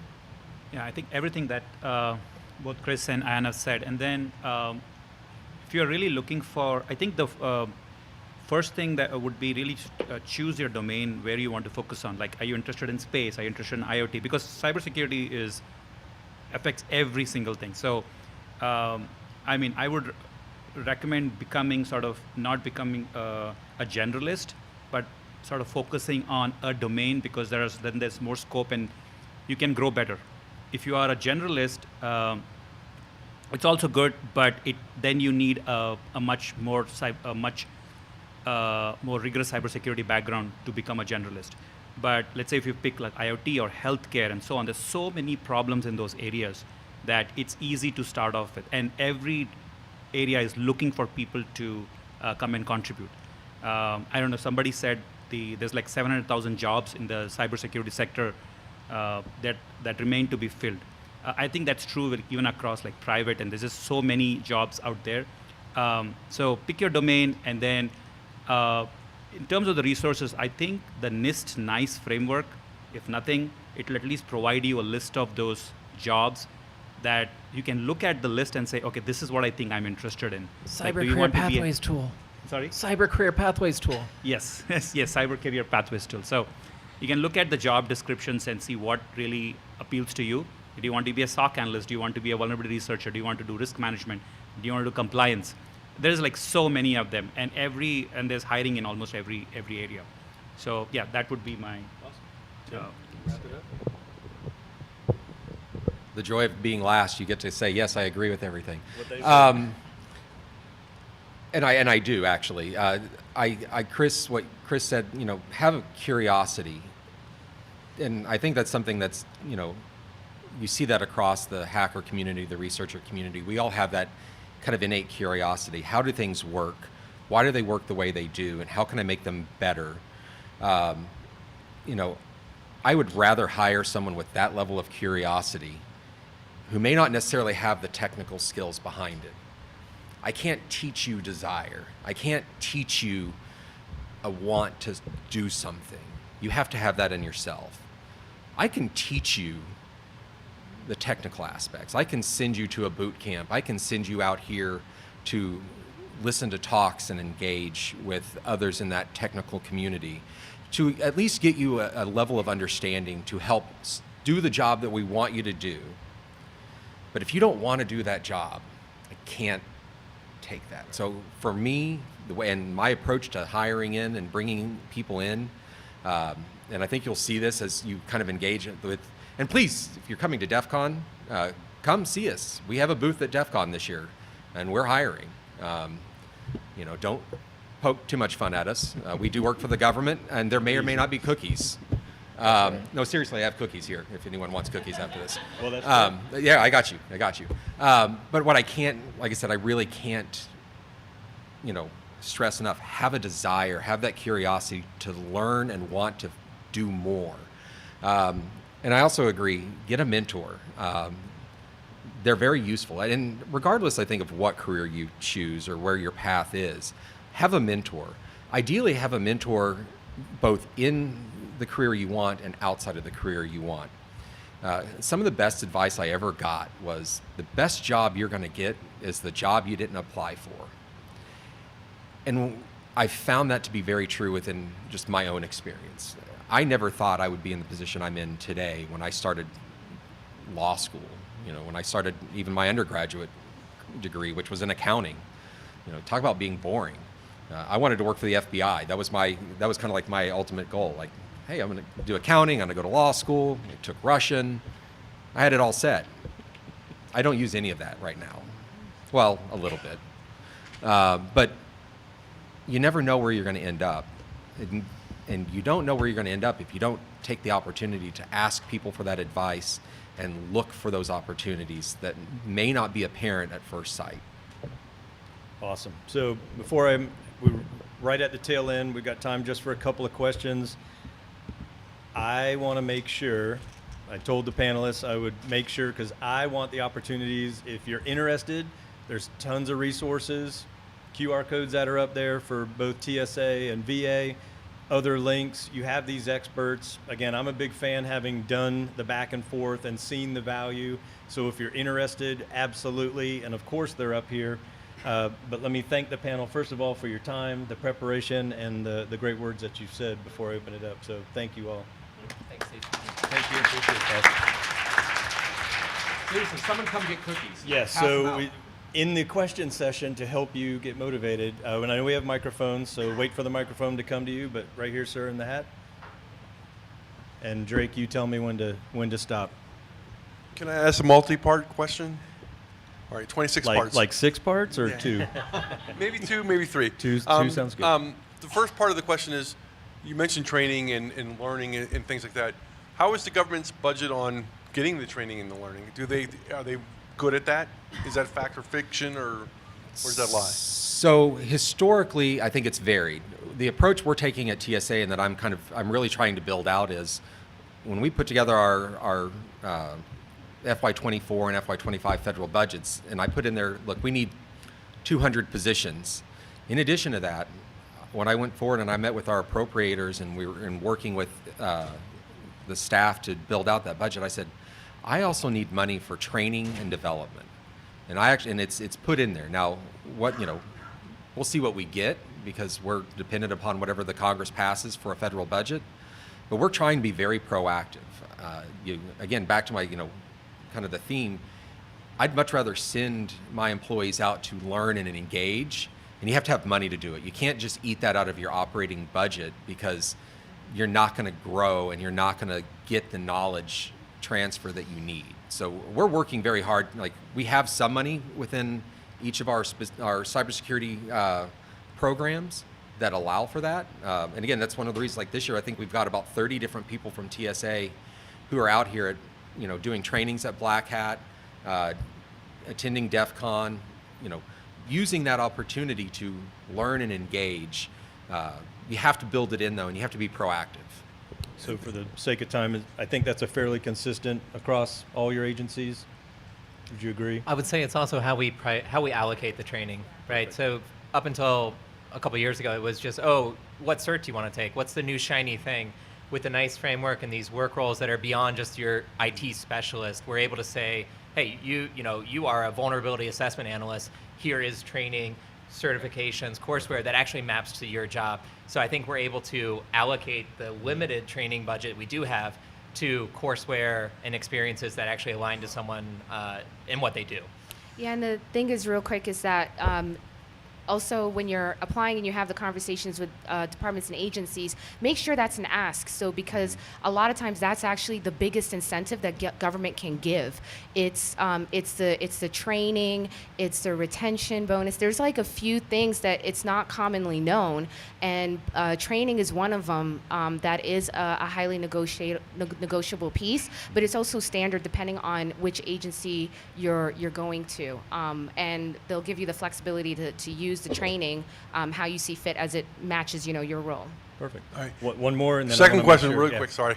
The one thing I've always heard about the government is that they're more open to diversity and inclusions and stuff like that than you would get in other sectors, mainly around neurodivergent individuals, right? Is that fact or is that fiction? And can you speak to that? It's a fact because the team that I run, JPL, I can speak for JPL, very heavily supportive of DEIA. We have our own DEIA office that was set up a couple of years ago, and my own team has neurodivergent people. And honestly, in my opinion, that diversity is very important for cybersecurity. Even neurodiversity is very important for cybersecurity because you get very different perspectives. And I mean, my half of my team is actually here at Black Hat and DEF CON this year, and yeah, we have all kinds of people. Yes. Awesome, thank you. Was there another? I think you had your hand up first, and then we'll get to you in the back. A real quick question, actually. I've seen all your job postings and so on available. What is a GS13 or GS14? What does that mean in our world, public world? I mean. So that's just the scaling. So GS is General Services scaling. So it's different job series have different classifications. So you can look it up in the Office of Personnel Management. They have the different breakouts of like a GS12 I think is like anywhere from like $70,000 to $111,000, whatever. And it covers like what they get paid and the general set of responsibilities they Right. get, right? Yeah. So again, this is the kind of one of the problems from government. We use classification systems that are unique to government. They don't translate well to private sector. That's one of the things we're all collectively. I mean, as we were at dinner last night, I mean, we're all working to fix that and kind of break that model. But at the end of the day, again, back to the bureaucracy, you're kind of bound to some of that. Yeah. And Okay, let's grab I real was quick just while gonna we're say- moving the microphone. Yeah, I was We just got gonna- one last question, and then I'm getting the hook. point But to that we have an we'll get to- interagency working group where we're having these conversations because we're also recognizing that there are disparities as well. So that's one of the things that we're hoping to work on moving forward. Okay, I promised. All right, we will get you afterwards. Go ahead. Last question. Hi, I usually don't need microphone. I have to use my teacher's voice. So I have many students who graduating with cybersecurity degrees. And also we have government agency that contacting us and asking for people to apply. And you know what the biggest issue now? Government is not cannabis friendly. When it's kind of gonna overcome this problem? Like I have students denied because they use cannabis. That's a good one. I know I have it, so let me help you all out. I know in our company, right, that's a consideration.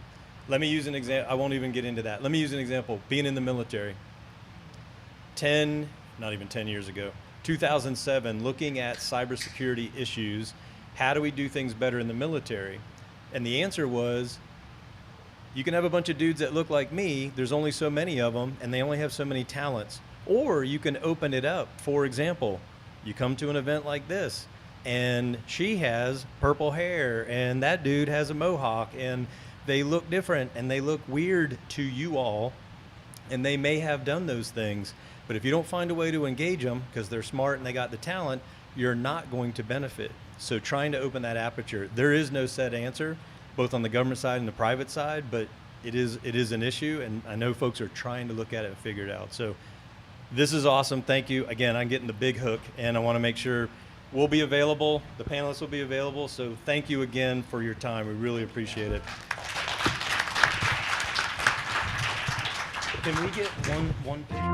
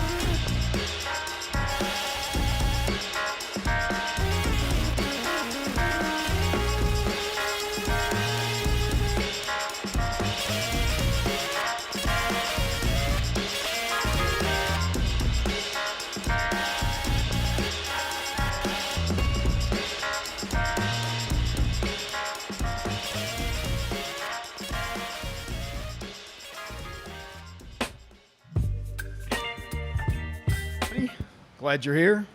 My name is Barry McLaughlin. Today I'm going to talk to you about talent. I work for Bishop Fox.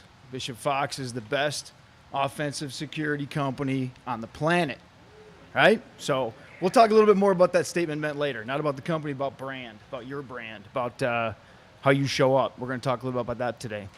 The last 20-some years, I've spent all in talent acquisition. Spent time with the Big Four, fast growth startups, did my own thing for a while. So to me, it's all about talent. That was one of my monikers for a long time in building teams. I've seen organizations in scaling from the Big Four with companies like eBay and Microsoft, where I delivered teams in the past. Things have changed, certainly, right? I think we've all seen that, and I think what you can all agree to as well is everything's about talent no matter where you see it, whether that's in your employment, whether that's people that you hire to do services around your home, whether that's the kids you hire to watch your children, a babysitter. It's all about that. And let's face it, today I think there's a deficit in what talent really looks like and how it shows up. Stage really moves too, so if you see things moving, it's the stage. I don't sit still real well either. But yeah, I think as far as the talent ecosystem goes, I think we're challenged in our industry. I think we're challenged on our projects. I think we're challenged in our own teams. I think we're challenged in management, whatever your role is. How many people are full-time employees in this room? Majority are. We're going to talk a little bit about that, what that looks like in a talent ecosystem as well, full-time versus a contractor, a vendor. So let's get started. By the way, this is interactive. You got a question, raise your hand. I'm not wait until the end and take pictures. So if there's something you want to do, question-wise, shoot it. Okay. All right. This goals we're going to have for today. We're going to talk about some hiring trends in cybersecurity. This is cybersecurity overall. This is not experienced hiring, only entry-level hiring. This is about everything in hiring trends as of this year. We're also going to talk about, and you walk away a little bit today, about marketing your own brand. My comment about brand, about Bishop Fox being the best cybersecurity offensive leader in this space. You should be thinking about how you market yourself as well. I do. As a global talent acquisition leader, that's important to me as we select talent. And I didn't go into that either. That's primarily where I came up from technical recruiter into leadership and then managing global teams. So we'll talk about that, about your brand and why that's important. Soft skills, critically important today.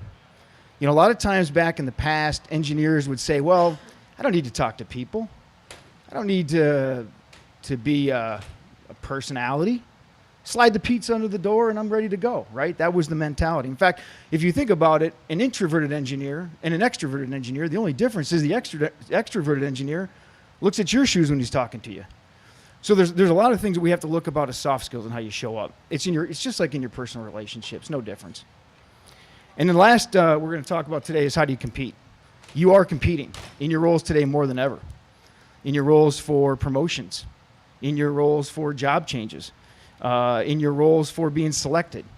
We're going to talk about getting back to those trends about how to compete. And if you're competing for a job that you're not in today, how do you show up for that? If you're competing for a job against peers to be promoted, how do you show up in that too? So this is going to encompass all that, okay?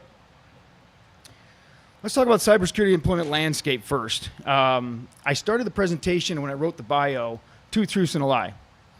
You can read these up there. I won't read them to you, but anybody got an answer of which one of these, cybersecurity jobs being resilient, jobs in the marketplace open today, or making a change in cybersecurity is easy? Anybody got a guess? Which is the lie? Somebody said they're all lies. This woman here said 3. She's absolutely correct. Love that DEF CON shirt, by the way. We had a fun time last year at DEF CON and some things that we did in a live stream for Bishop Fox. You're absolutely right. Making a career in cybersecurity is not easy. And it's gotten harder. I mean, look at the news today, or in the last 24 hours, on a leading company with 18% of its workforce amounting to about 400 people. Fantastic company. We ourselves are not immune from it. Nobody is. And so I think what's important is we look at the industry. Yes, number one, definitely more resilient in economic downturn. Look at that first national level slide there on the left.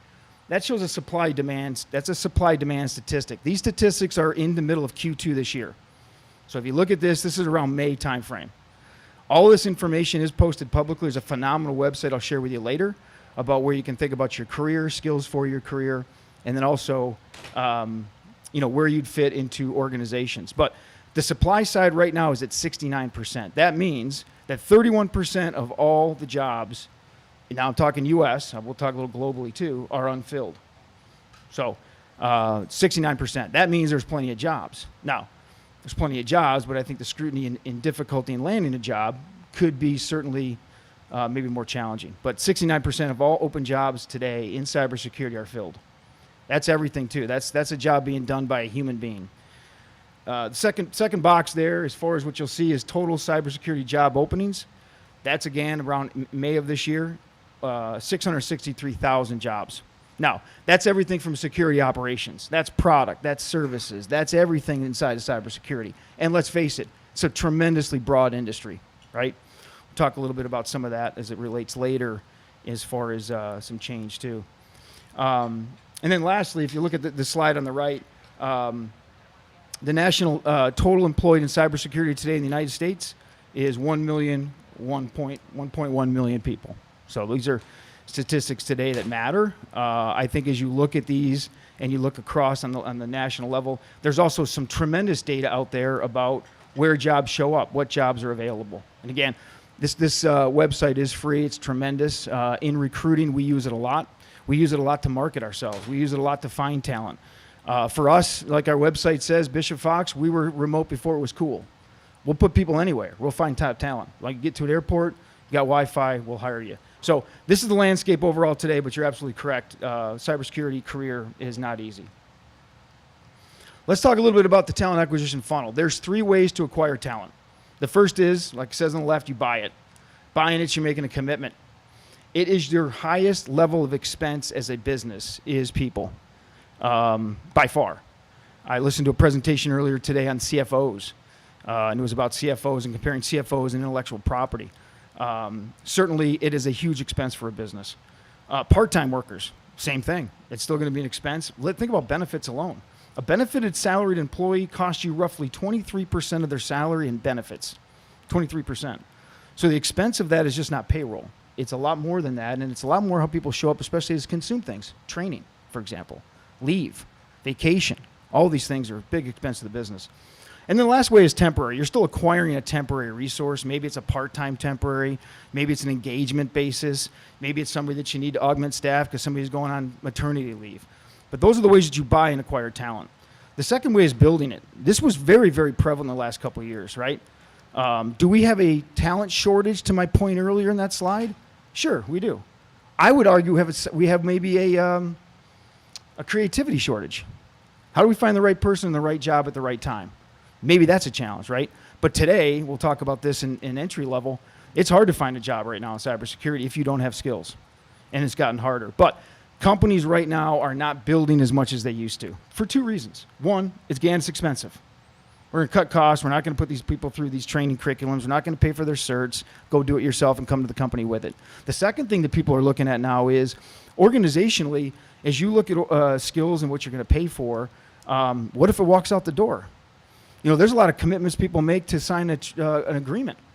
If we train you or we give you a certification, you pay us back for that if you leave within 1 year, right? So there's a lot more scrutiny around training today too.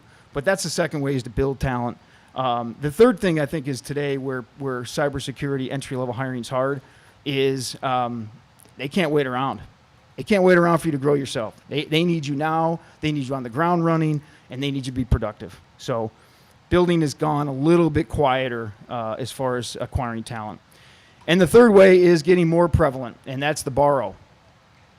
I say contractors. That could be independent. That could be somebody that's hung their own shingle, so to speak, and gone out on their own. It could be partners. There's a lot of good partners out there that are willing to take on projects. Maybe it's a deliverable base. Maybe it's a fixed fee. Maybe it's an engagement where they just need help to get it done because, again, they're not going to hire you as a full-time employee. So borrowing is a real viable way right now to solicit talent. There's also less uncertainty. So if you bring a contractor in, guess what? Things get changed and things go slow down. What do? You get rid of the contractor. Or you get rid of the employee if they're not as good as the contractor, right? But at the end of the day, the contractor, partner, vendor model in competing for talent today is making that landscape even harder. Now, you might say to yourself, I want to go do my own thing. I want to be my own boss, right? Everybody does. But the challenge with that too is that it's marketing. I mean, it's one thing to land a gig, it's another to get the next gig. And the Peter Principle model and a management philosophy is you're only as good as your last gig or your last deliverable, right? So making that change into what would be a borrow model is difficult. However, there could be flexibility. There could be choosing what you want to do. There could be more pickiness. There could be more time to take time away. So maybe that's a model too that's interesting to you, but there's pitfalls to that as well. All of them are. But today, in the landscape, especially in the last 9 months, organizations are looking at talent from a contract borrow perspective. Use it when you need it. Don't sit it around. Don't have somebody waiting on the bench, if you will. They want those skills. And so we're going to talk a little bit about defining that further, about how you can be more resilient, how you look at a career opportunity and the capacity you have to do other things. That's really, really important. I think it's important. We want to hire people like that. We do hire people like that because as we take the field, we all have the same helmet on. We all have the same jersey. We look the same. Doesn't matter if you're a contractor or full-time, an organization's got to deliver. And you're going to see yourself in a lot of situations where you're going to sit alongside somebody that's a contractor. They work 8 hours. You know they make more money than you. You know that a contractor is going to be paying on the hour, right? They might not need benefits. They might have it through a spouse. But it's an interesting dynamic, I think. But I feel like in talent, you need all three. You can't just sit there and say, oh, we're just going to hire all employees. That was back in GE days 40 years ago. Doesn't exist anymore. Any questions on that? Elise. How do you feel that the use of contingent workers affects company culture in the situation that you just mentioned? It's a great question. The question that came from the front was, how does company culture get impacted by contractors versus full-time employees? It's a really good question. I think two ways, probably. The first way is there has to be unity in the workforce. And if there's not, there's a division of us or them. There has to be a bridge between we're here to deliver as a team. But the second challenge is they don't have the same helmet on. They don't have the same commitment. They might not have the same goal or purpose. Maybe it's money motivated. Maybe it's skill-based motivated. Maybe it's an opportunity to increase their career and they're just going to be gone next, right? So it is hard. I think the best way to do it is you hire people that are contractors that know what a full-time employment opportunity looks like. You hire people that are good at what they do, but maybe they just are they're really a full-time employee, but they're in a contractor suit. But you're right, culture is definitely can be impacted, especially on deliverables. How many people here work in services-related organizations? Like you're delivering a service and a value? Man, but about half. Okay, that's different than product, right? Screw the product in, install it, leave, right? That's not the case in services. So now, let me back that up. They're obviously into the services for the product, but there is a difference between that service delivery in a contractor or a product, to borrow that out. But it is hard, certainly, I think, in cultures that are impacted. And I think the biggest thing, Alith, too, is that for most organizations, if you bring somebody in and they're no good as a contractor, and you're gone. So I think it affects attrition. I think people look at that and go, hey, if you're going to hire a contractor and you're going to give them the opportunities and take it away from me, then I'm going to go find another job. So I think attrition is definitely spiked when you can't balance that on a project. How many people here are managers? Several. You know what it's like to build teams. You know who you want on your team. As far as an organization goes, you're the one that makes that culture work. You're the one that establishes those guidelines, whether that's an OKR, whether it's deliverable based, whether it's how we're going to finish a project. You do that. That's what you do. Thank you for the question. All right, let's talk a little about entry-level hiring. Entry-level hiring, this is a publication last week conducted by a company called Active Cyber. Active Cyber is an organization that's a learning and development opportunity, a lot of curriculum-based things you can buy, participate in, share information on who you are. This was interesting. You look at the top, of 83% of the current job openings are requiring a certification of entry-level people. 83%. Back to my point earlier, companies don't have time to wait around for you. Companies don't have time to wait around for the fact that they want you to be productive. They're not going to wait around for you to come up to speed, right? So what they want for entry-level people is certs. The top 2 certifications I've listed there. I'm going to show you a stat on what those certifications look like and how many people of those employed today have those certifications. But think about that. Entry-level people, They might have had some skills through college. They might have had some things in a work study, an internship. That's still experience. They might have a lab in their basement. That's experience.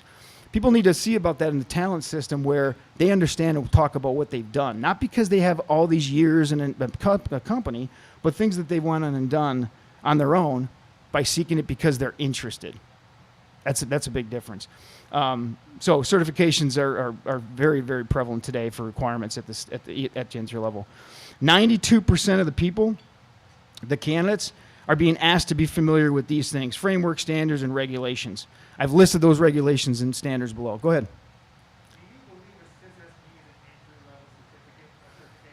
Question was, good question. He asked if the CISSP is an entry-level certification. No. It is a difficult certification. It is one that, if you look at experienced people that try to pass the CISSP, it's not easy.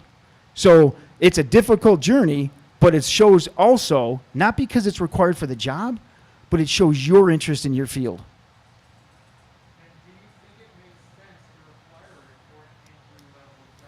It's a good question. He's asked, is it required? It should it make sense? What if you're writing the check? What if you're the employer and you have payroll going out and you want that? And to my point earlier with the jobs available, there's an opportunity right now for employers to be picky. A year ago, it was a candidate market. It is no longer a candidate market today. It is a employer market. Now, that being said, there are some very demanding skills where people can walk if they want or have a focus. We'll talk about the career path in a minute too, and I'll show you some of those. But it's a good question. Should it be? No. Should a company invest in you to have that done? Absolutely. But that's changed. So today it is. Did you have a question behind? Okay. Well, I just wanted to play devil's advocate. It's my opinion that the CISSP, as of today, I consider an entry-level cert because in order to pass it, you have to do memory dumping and be a good test taker to understand the concepts of that. I think it doesn't. You can know the surface of it because it's like a mile wide. And That's right. That's right. so for me, I consider it entry-level cert because at least it covers everything around the whole mile. That's a good perspective. So he's saying it is. He's saying it should be. So that's a good debatable topic, but this is where the industry is headed. And there are other certifications. There's other things to get. There's clearances. There's other things that you can go maintain. But these are two big ones that they're looking at. Salaries. Go ahead. I really can't hear you. I'm sorry. I'm going to fire that person on my team. No, I put that together. That was me. I'm sorry. Yeah. And I worked in healthcare too. So, yes, HIPAA is spelled incorrectly. The Privacy Act, Portability Privacy Act. Yep. Boomer generation retiring at approximately 1,000 people per day, and with COVID killing approximately 300 people per week and disabling about 10% of our population, how much longer do you anticipate the current hiring environment staying as an employer pick and choose type thing? It's a good question. Thanks for showing the mic. I think for the foreseeable future, certainly. I do. I think there's other things and forces at play around the corner. Look at AI. What's next year's trends, right? I think that there's other ways that we're going to see that change a little bit. What's a global model look like, right? There's a lot of talented cyber people in the world. I mean, there's some phenomenal people. Look at the people. The other event that changed the world is Ukraine. There was a tremendous cyber-focused teams in Ukraine delivering. So it's a good point, and I think there is the change in that, right? That will trends change with time. Salaries has been. I'm going to cover salaries in a minute too. Salaries right now for entry-level employees, $53,214. $53,000 is typically your security operations analyst, sitting there behind in a SOC, doing that kind of work. The upper end of that might be somebody with a little bit more broader skills in pen testing, some other things in data, some other things in modeling, vulnerability, things like that. Remote work. Remote work right now is number 3 on an employee's list of what they're after in an employer. Number 3. The first is money. The second is your security in your job security. Companies standing that. That's number 2. Number 3 is remote work. Remote work's not happening for entry-level people. Not as much, because why? You got to have somebody mentor them, train them, sit with them, watch them. Are you making that back to that point an investment in that person? So Not as easy to do in remote staff for entry-level people. College degrees the last, very few in college degrees. And as far as that goes, I don't see that changing as a trend. We don't require degrees at my company. We require talent, certifications trump that. So that's just something in the industry, our industry, that is not as prevalent. I've seen it in others, but not so much in cyber. Yep. Do you think that for like remote work, it'll change to kind of a landscape of you are in the office or something to learn and train for a set amount of time, and then you're eligible for remote work or something like that? I think that's right. It's a good question. I think you have to prove yourself. I think you have to show that you can do that remotely. Not everybody can. I think that transition had to happen during COVID for obvious reasons. However, that's not the case anymore. So I do believe that, and I've always said this to my children, success has rewards. So if you're successful, a reward should be able to not have in the office. I do think there's something missing in the fabric, though, without that in office or without getting face-to-face. How many people were DEF CON last year in this room? Quite a few, almost tons of people. What about a couple years ago, right? It was quiet. So some people still there. So I think that that's a good point. I think that that can be done. I think it depends a lot on the job as well. And certainly when I'm back to the borrow model, you're going to have that person pretty much under your thumb, or you're going to want to make sure that there's a deliverable-based item that they're giving you that you can verify without watching them and seeing them. Very, very important. Let's move on. Top skills in demand, 22 and 23. These are the top 3 in a row of, is that fuzzy or is that coming out pretty clear? Is that it's good? Okay, it's just my eyes. Top 3 for 22, top 3 for 23. You'll see some similarities. One of the things I think is interesting in this data, and this by the way, is only experienced level hires. Experienced level hires is somewhere around 3 years plus. So you think about it that way, 3 years of experience in a company. It's 3 years. So the top skills. One of the things that's interesting in 22, look at 22, the first skill last year, app security engineers, number 1. This year, app security architects. So does that say that they need a higher level talented individual in the workforce because they're using the word architect? You bet it does. Or is an engineer somebody that's kind of, got some baseline skills, but they need a little bit more? I find that interesting, especially when other things get added, right? Like last year, with Java or .NET, you had those dev skills. Now, without threat modeling, you're probably not going to get looked at in your resume or a career opportunity. So, again, that's a personal interest that you have in your employment. I'm just showing you what's hot today. And for me, in a global talent acquisition leader, for me, we got to follow those trends. We got to sell what our customers are buying, and we got to deliver top results. Okay. Experience level candidates. Let's talk about some trends there. Compensation. This is an interesting one. I've listed the 5 areas in compensation this year that have dropped for the first time in history. The only other time it was done was during COVID. All 5 of those skills today are at a lower amount in compensation that they were a year ago. All 5. There's one outlier for that only. And you know what that outlier was? Executives. Because the throat to choke has gotten a lot tighter. And so they want somebody to come in and deliver, and they want to deliver fast. CFOs, worth their weight in gold today. So some of those trends as far as leading an organization, developing people, maybe that's an individual where the salaries went up, equities went down. So maybe you have to pull that lever, right? There's 3 levels of compensation. One's your base salary, one's your bonus, and then one's equity, or maybe some other things that are on top of that, right, as you take a look at those pools. But now, this has a lot to do obviously because of COVID too, right? Obviously, with the last layoffs and the mass changes that we had, that makes sense that was the only other year in history where salaries come down. But I think that's a temporary thing. I think that that will continue to evolve. But I also think it's like car prices were a year ago, right? It's went through the roof. It will change. It may level itself off. But I also think that you pay peanuts, you get monkeys. That's what I always say. So you got to be able to pay people too for what they're worth. But I'm just saying that as the hiring landscape goes, there could be other levers to my point about your interest, and it's not in base compensation. Maybe it's something else. Maybe you're driven by equity.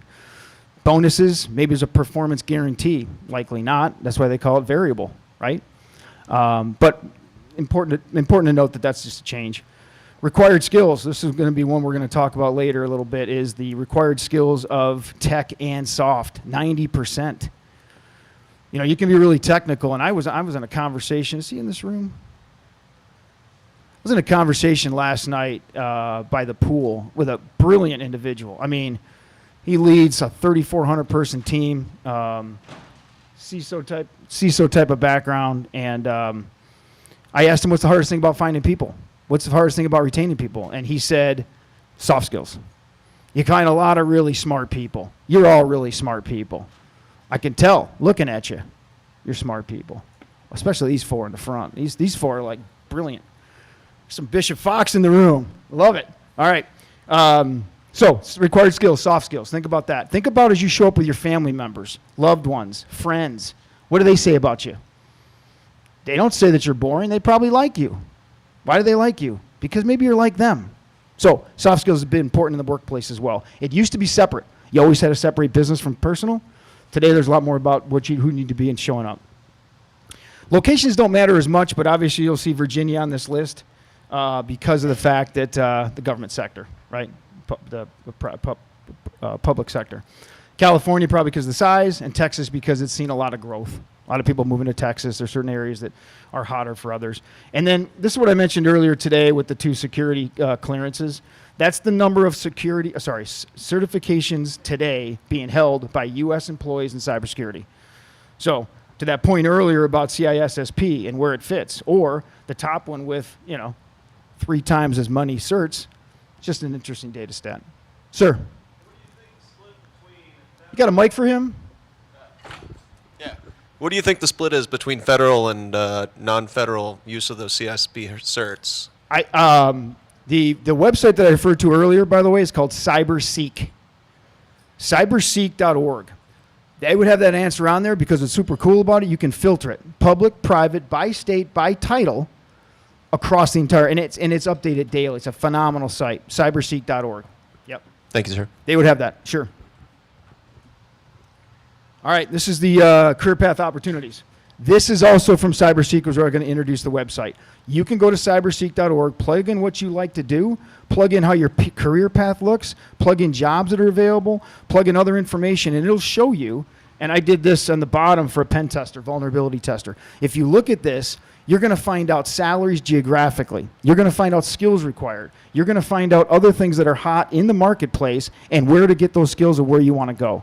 The side on the right is advanced, so that sometimes goes into execs. But you can see, if you think about the feeder channel from entry-level folks into pen testing, vulnerability testing, from that side, all of them on that entry level have a path towards that success.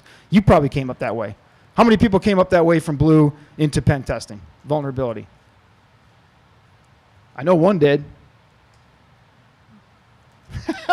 All right. So, but check that out, because I think that's important as you define your career, or you define in an organization where you want to go to. My point about promotions today are difficult too. Again, it's an expense to the business. The landscape's super talented, and people are highly motivated. So, just more on that. This isn't just being hired for a job. This is about taking a look at what you want to do. Brand matters. My thing earlier about Bishop Fox being the best damn offensive security company on the planet, that's a brand statement. What's your brand statement? This is a menu. I had this over last weekend at a little bar restaurant from Denver, Colorado. This is a bar restaurant, coldest beer in the universe. I loved it. I took a picture of it, right? I had to have one of them. It wasn't that cold, but I thought it was cool, right? It was outside. But here's the thing. It's important you start to think about who you are. If you don't know that question, ask somebody that knows you. Because there's always an introspective view of yourself that others see that you don't. But your brand and how you show up with your brand matters substantially. It is the biggest differentiator today in employment, by far, your brand. It doesn't mean confidence. It doesn't mean cocky. It doesn't mean arrogant. It means positive. There's a simple truth. The simple truth is that enthusiasm is contagious. You show up excited, you show up ready, people want to be part of that. So think about that as your own brand as you leave today. I'm going to give you some examples of soft skills that resonate probably with you. And you can't make it up, by the way. We'll talk about what that means in your own personality. But marketing your brand in your office, on your teams, in job hunts is critically important. Yes?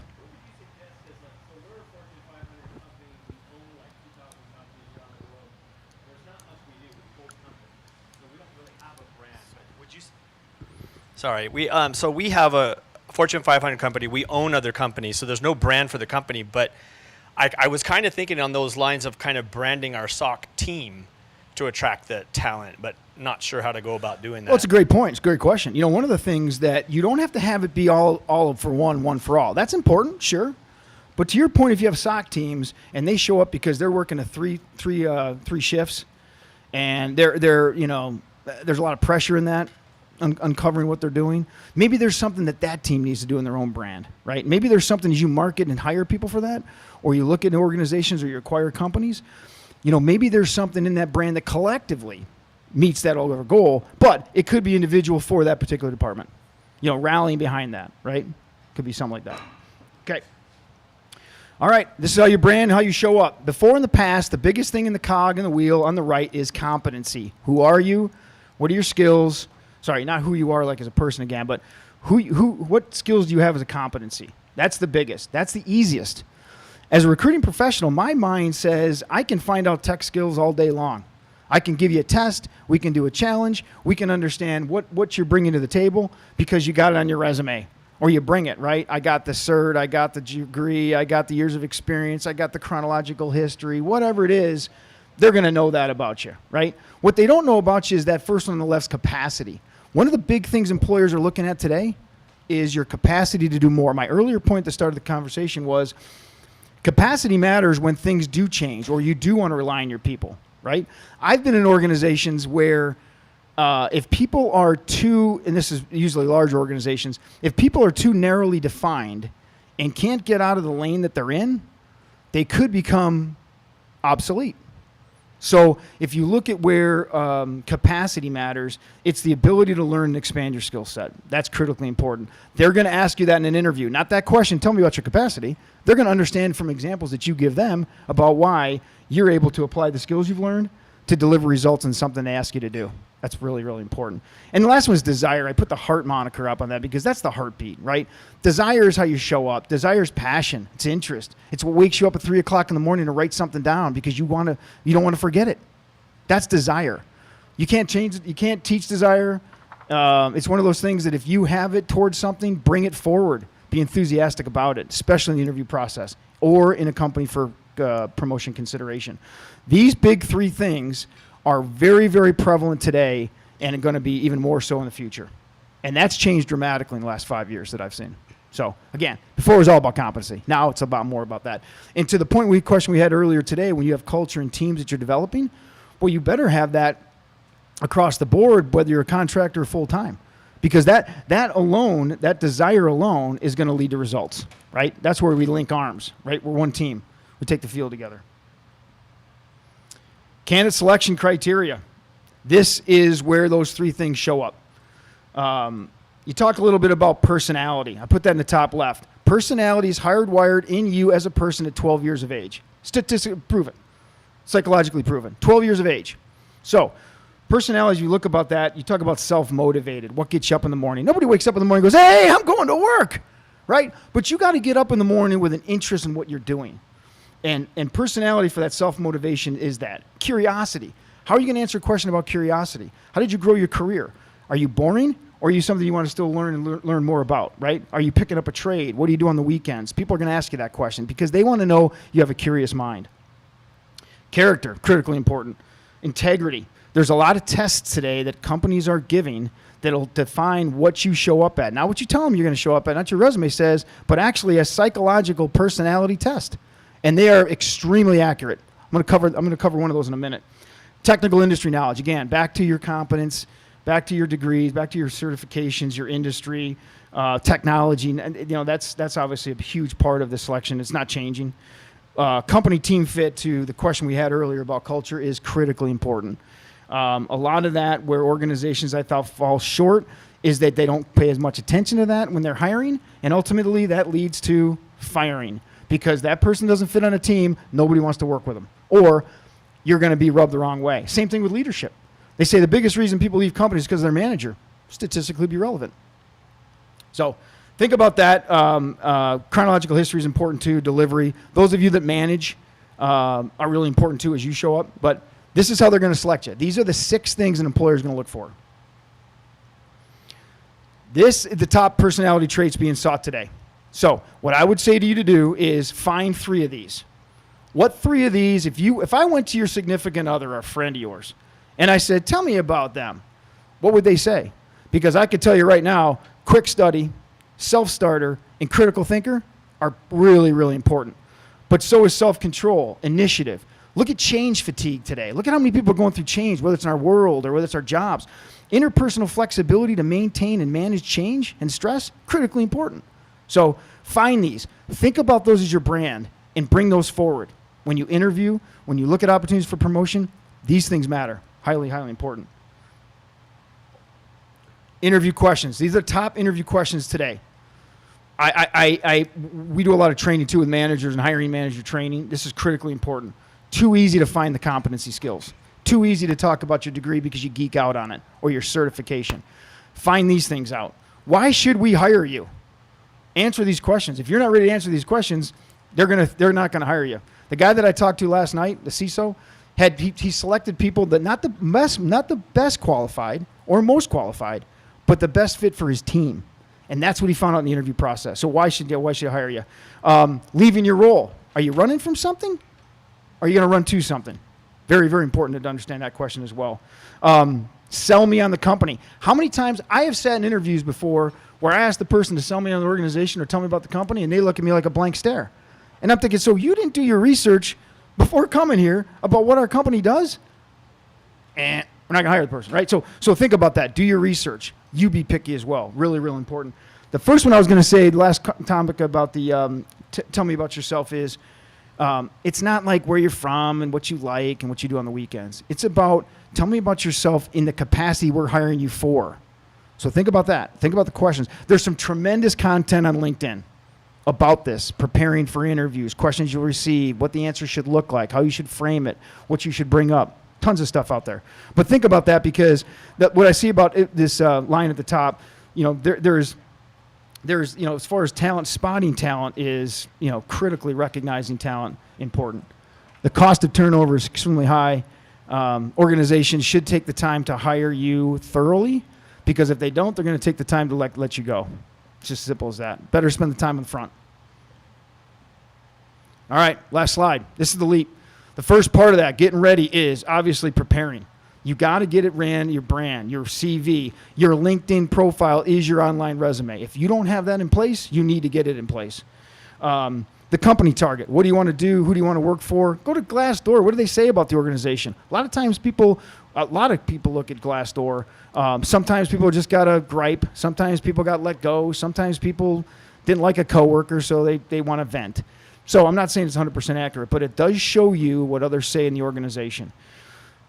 Taking the leap is difficult. When you take the leap, it's challenging, it's stressful. You got to adapt in midair. When rejection's difficult in your search, be prepared for it, adapt and refocus, and you're gonna have a better opportunity. Spotting the landing is important, because where you're going to go and where you're going to end up is going to be really important as far as where you want to land. I put some things on the right-hand side that show a little bit about what that looks like when you negotiate an offer. There's a lot of things just more than base salary. Think about that, what's personally important to you. And the last thing on there is counteroffer. A lot of times you're going to go look for a job, and they're going to tell you to stay. They're going to say to you, they're going to say to you, hey, why are you going to leave? Why?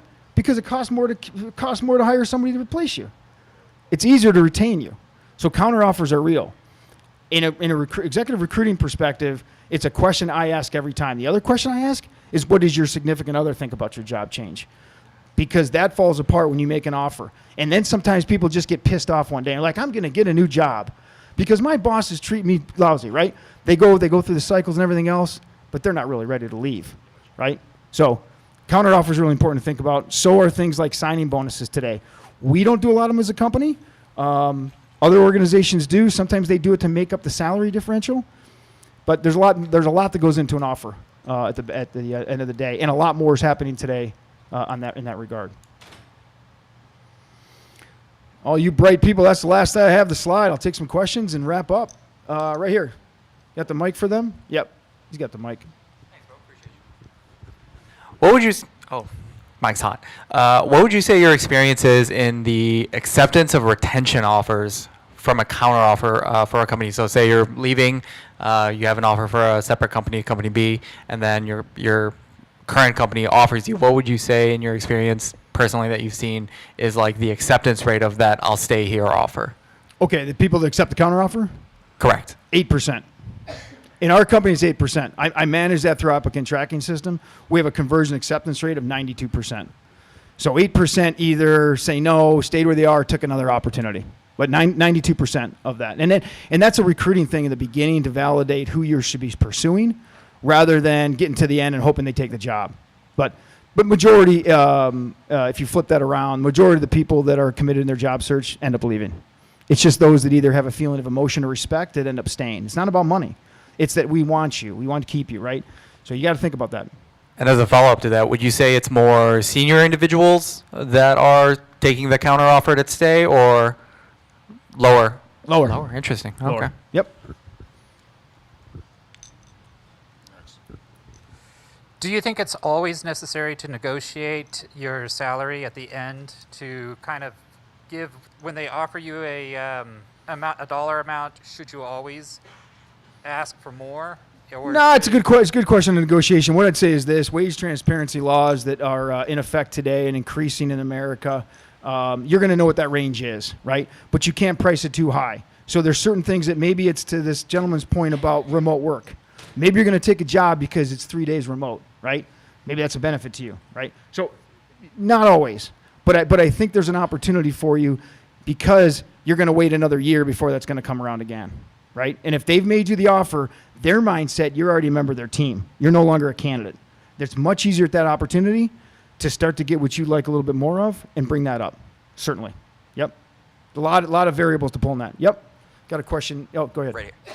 You mentioned a current trend towards kind of contract work. From the talent side, is that a good option for someone looking to grow their experience and skills, or should they stick to full-time? That's a good question. I think there's a lot of personal processing in that answer. I think when you are on your own and you're not part of a team, it's easier to I think it's a little easier to be part of a team than an independent. You know, just how you feel inclusive as well, right? But it's not. It's really a personal taste in that too. Yes, sir. On your first slide, one of the truths you list is the resiliency of cybersecurity in downturns. But this year we've seen tons of layoffs. Rapid7's doing layoffs this very week. Cisco's laid off a ton of their security teams. Bishop Fox laid off 13% of their workforce earlier this year. That wasn't 30.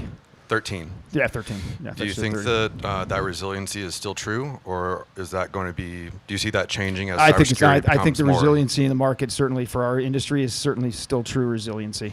I think you had a lot of overstaffing. You had a lot of expectations that things would continue. You had a lot of change since COVID happened. You had a lot of overinvestment in the industry of market investors, cyber overall. And then also with the change, let's face it, in the last 9 months, companies aren't spending more. They're spending about what they spent before. So if you overhired in advance, I think that trend was still going to go up, and it didn't. You're overstaffed. But So I do think it's still very resilient, highly, if you look at those slides of supply-demand. So you foresee that resiliency staying a fact as cybersecurity matures as a field? I do. I do. We got time for one more. And I'll stand for a little bit. I'm catching a plane out this afternoon, but I will stay a little bit for questions. I think he was. Oh, go ahead. Do you have any information on how the bottom end of the entry level salary has trended over the past few years? You can look at historical aspect of that. Check out CyberSeek. You'll see some of that in salaries because you'll see the range. What you'll see in the range is, think about that range before this year. That range is going to be, over time historically, is going to increase in that window. That's the easiest way to look at the data. Sure. But I guess what I was getting at is if employers are asking for more certs from their entry-level people because they want to hit the ground running, but they're not paying entry-level people more for having those certs than they have in the past. Like, does it make sense? Does it still make sense to attain those certs when you're not going to get paid more for having them? I think it's the ticket to the dance. It's the price of the ticket right now. It's what it is. I don't think that's going to change. You got one more? One more. Thank you for the questions, everybody. Really appreciate it. Some good content. So you mentioned soft skills, and you mentioned talking to somebody who said that people are kind of lacking soft skills and it's causing an issue. My question is, how exactly do we get into the position to even display those soft skills? Because what I'm starting to kind of see is that soft skills really only happen when you're face to face, like maybe in emails here and there, but like you don't really get those opportunities if you're not even getting past like the application part. And then when you come to events like this and stuff like that, sometimes you're just meeting people who are trying to sell you stuff and not really people who are looking to find those people with those skills. It's a good question. I think two things. One is that should be part of your CV. You should have some of those things on there. You're right. There's algorithms right now. They're screening things out before even a human looks at it. So let's just say you take self-initiative, and in your description, you show what that is. If somebody's looking for that, they will put that as a keyword and find that. So include that. You don't need to put your address anymore. Put some of the things that define you. It's important. Everybody, thank you for your time. Very much appreciated today. Thank you very much.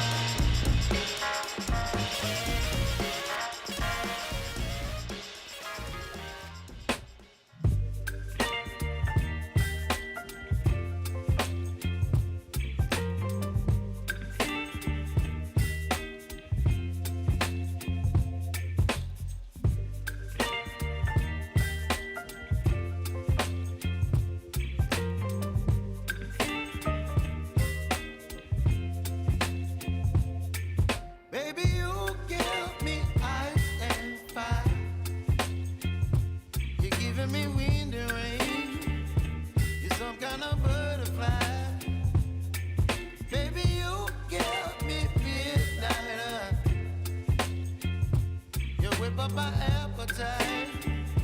Don't leave me here high and dry. Oh, well, I don't wanna jinx it, baby, and twist myself at the spine. Don't wanna overthink it, baby. It's just twist your body and mine. Baby, you give me ice and fire. You're giving me wind and rain. You're some kind of butterfly. Baby, you give me midnight. You whip up my appetite. Don't leave me here high and dry. Oh, but I don't wanna jinx it, baby. Let's not get ahead of my time. Oh, but I don't wanna miss you, baby. So I stand up and speak just my mind. Oh.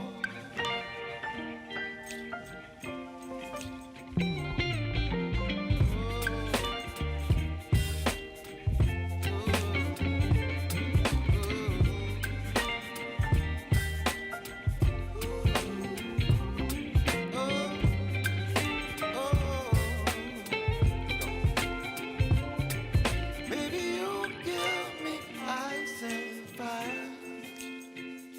You're chilling wind and rain. You're some kind of butterfly. Baby, you give me midnight. You whip up my appetite. Don't leave me here high and dry. Baby, you give me ice and fire. You're channeling wind and rain.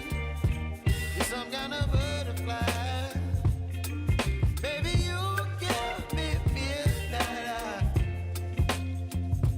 You whip up my appetite. Don't leave me here high and dry.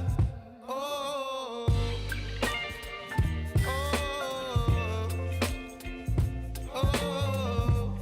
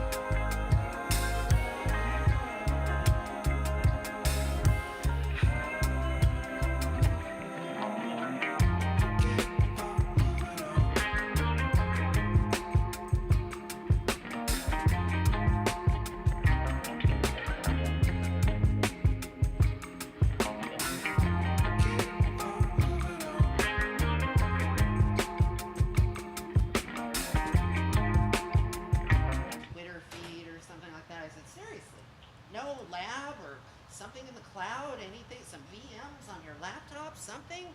And they will say, oh, I just don't have time. And I'll just kind of go, next, and say, please. I do love honeypots. Last year I did my honeypot talk. We're going to talk a little bit about that today. If you want to have a life, probably want to tone it down a little bit because your mileage may vary and breakups can occur. Yeah, I get obsessed when Log4j hit. Even though I was stuck at work working on that, I was also putting it in my lab and going, oh shit, what can I do with it? And so yeah, it's lots of fun. But why are we not here? Well, obviously I'm not going to show you everything I have in the lab. That's just kind of silly. It wouldn't work either. It's kind of hard to show all of that stuff. My goal here today is to get you to walk out of here going, yes, I can build a lab, and it's not going to cost, $50,000, and I'm not going to feature it in Labs RS or some magazine because it looks so cool. Labs are there to be taken apart, to be built, to be put back together, taken apart again, and so on. They're not there to heat your house in the winter. And if that's what your lab is doing, you're doing it wrong. And I'll prove it to you. But I want you to think differently about the value of home security labs. I'm not showing you all of my gear. I've got some pictures to give you some ideas of what to do, where to go, like eBay and different places, and hopefully I'll get you thinking about some of this. And we might even look at a little bit of Kubernetes or K3S and catch up. I've got some Raspberry Pi Kubernetes clusters. I don't have it with me right now. I'll show you a picture of it, but if you see me at DEF CON, never mind. Anyway, why are we here? Very simply, I think security is fun. And every talk I give, I guarantee you, if you didn't think security was fun when you started, you're going to leave this talk thinking it is. But toys are fun. And I don't know, I like breaking things. And I like building things. And I like breaking things that I build because it's fun. This is why when I see these security labs that are so neat, clean, and cabled and everything, I say, oh, you don't change it up much, do you? Learning never ends with me. If the only way I'm going to stop learning is I will have to be dead. Last night, well, that came close. I've been wearing my cat ears the whole week so far, and the ER nurse that was really, really helpful last night, she is now walking around with my cat ears on, so she knows it. Some basics. When you start with your lab, start small. The point we want to talk about, though, is virtualization. How many of you have heard of Proxmox? A lot of you, that's awesome. Some of you have not. I didn't see everybody's hands. But yeah, Proxmox is an amazing tool for virtualization. Now you can go out and you can put ESXi out and virtualize your environment with that. And if it's a home environment, you can typically do it for free.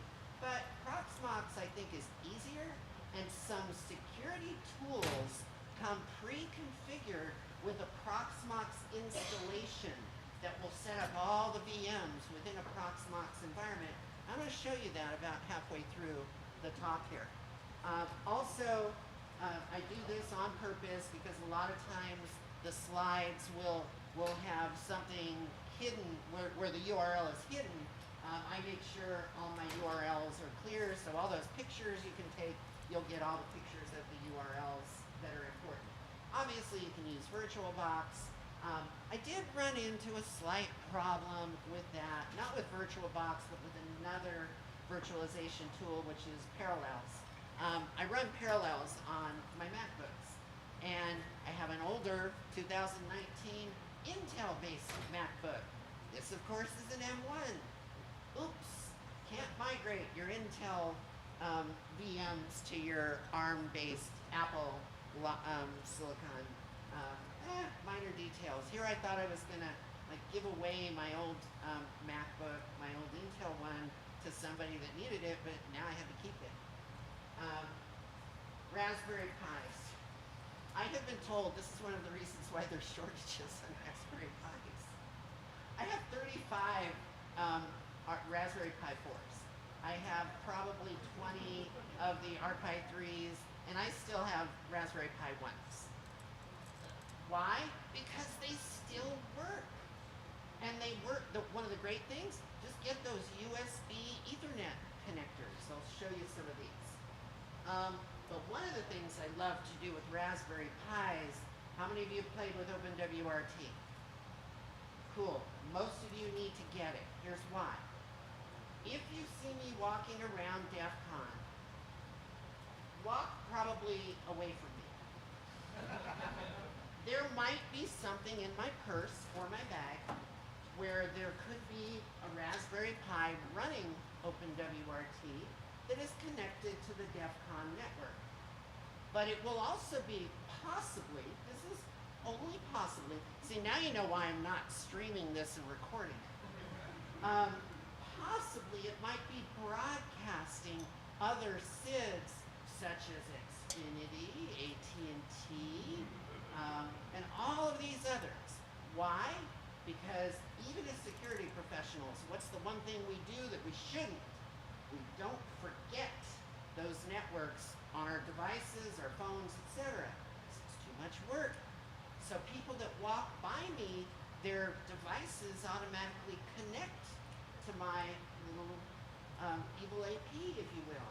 But the interesting thing about it is there might also be another Raspberry Pi sitting in the purse. They run off those little battery packs for the better part of a day with no problem. And the other Raspberry Pi runs several honeypots. Well, the first thing I do when I get on a network, whether it's at the hotel or anything else, is I might run a quick Nmap scan. I want to see if I'm isolated or not. Somebody does that, they see, ooh, there's a couple of IPs showing up on this Wi-Fi that I'm not noticing I connected to, and they might attack it.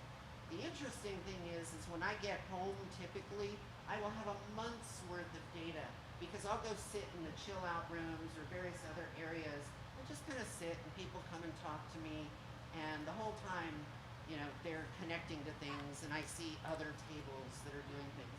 The point is, you can get very creative with this stuff and learn techniques that you never thought of, because a lot of you may have played with WRT, but have you ever thought to, well, what if I made a little something in my home lab where I'm broadcasting a free network, especially if you live in an apartment complex or condo complex, and put some honeypots on it and see if your neighbors are willing to attack your honeypots. I can guarantee you mine are. When I lived in Kirkland, it happened all the time. I lived in a 600-unit apartment complex, and my honeypots lit up like Christmas trees because everybody was getting on the free Xfinity network, and they were connecting in and attacking. So that's something you want to take a look at. Another one, OpenSense. Anyone familiar with OpenSense? One of the best firewalls out there. pfSense is okay. I'm a fan of OpenSense. If you've heard of the two, then this is the one I would recommend, and I'll show you what you want to put it on. But get rid of that Wi-Fi router firewall. One thing, always keep in mind, no attacker has ever gone, oh, they have a firewall. I think I'll go and attack something else. That never happens. I worked for a former 3-letter government agency for 8 years, and funny, I never went, oh, a firewall. Well, I'm afraid now. Doesn't happen that way. And then we'll talk about some random bits that we're going to apply to our home lab here. All right? So virtualize. So here's one of the Intel NUCs that I have. This thing cost me roughly $199. It's got 16 gig of RAM. It's got a terabyte drive built in, an NVMe drive, and then it has, the top comes off and I can put another SSD in it, a standard SATA drive, and then I've just got 2 drives underneath it that are a couple of 8 terabytes, and they plug in via USB, which people say, oh yeah, but that's not reliable. I'm virtualizing it in a lab. I'm not using it to store history and all the photos and everything else. But it is very useful, and the probably the biggest expense was maybe the hard drives, the 2 hard drives, because at the time I bought those, I think they were $160 each, something like that, for 8 terabytes. And it sits there and it's virtualized into a minimum of 4 to 8 virtualized systems. And this is what Proxmox looks like. It's a very simple system. You can see I've got several VMs on there. In this case, I've got a vulnerability scanner. If you can read that, there's also Security Onion running on there. But you tear these things down. You build them up, you tear them down, you build them. They're not going to be production systems. So don't worry about running, large hard drives off of USB. That's something I hear a lot of. Oh, I don't want to do that. I want to go out and get a NAS. Why? Why do you want to spend all this money? Okay? This is an example of some of the things that I do with my Pis. On the left here, that's my Raspberry Pi Kubernetes cluster. What you see down at the bottom is the battery pack that it is strapped to. And it does fit nicely in my purse. But yeah, it's a full, and the battery pack, you can't really tell, but it's got power over Ethernet. It's got those hats on there, so they're all being powered off of one battery pack. It only lasts about 4 hours off the one battery pack, but it's a portable system. If I were doing my Kubernetes security talk, I could bring that in here, set it down, and kind of do a live demo with Kubernetes and all sorts of things. So it becomes really useful. The other one with the big fan, that's been virtualized with ESXi. You can run ESXi on a Raspberry Pi. I don't know why you want to, but you learn a lot. Again, it's a security lab. So I virtualized it, and I made 4 VMs. They don't do much because the Raspberry Pi CPU only has the 4 cores in it, so I didn't get much out of it, and it's only got 8 gig. But it is still a great learning apparatus. The other one at the bottom, that might be the honeypot one that I also stick in my purse. There's a Raspberry Pi Zero, there's a camera. The point here is, don't worry about stuff to be clean and pretty and neat. Sometimes you're just using cable ties to put it all together. This is what you're going to do when you're going to do the lab, okay? And then this is some other stuff, and the OpenWRT or DDWRT, these are Wi-Fi open source toolkits. They will turn just about any Wi-Fi router into a much more powerful. Each one of those Wi-Fi routers that you see in that picture there, the one on the left, which is a Nighthawk, $5 on eBay. The one on the right, $10 on eBay. You can go on eBay and find this stuff. I've got dozens of these little USB to Ethernet adapters that you see down there. They've gone up, they're like $13 now, but I used to get like 4 of them for $20 off Amazon. And then smart switches, again, eBay. Start looking around on eBay and even Amazon under the refurbished stuff. So once we get all this hardware, oh, and the other thing that I would suggest, how many of you have seen Heimdall? Not many. This is a great little dashboard tool that allows you, as you change your home lab environment, you can create these jump points from a dashboard, because you're going to forget everything, especially if you changed a lot. So Heimdall can go out and scan and figure out, or you can just put it in the dashboard manually, and then you can go straight to it. You can go to your Pi-hole configuration or any of the others. So you definitely want to take a look at installing Heimdall. That's the one thing that you're going to probably keep clean, because you need it.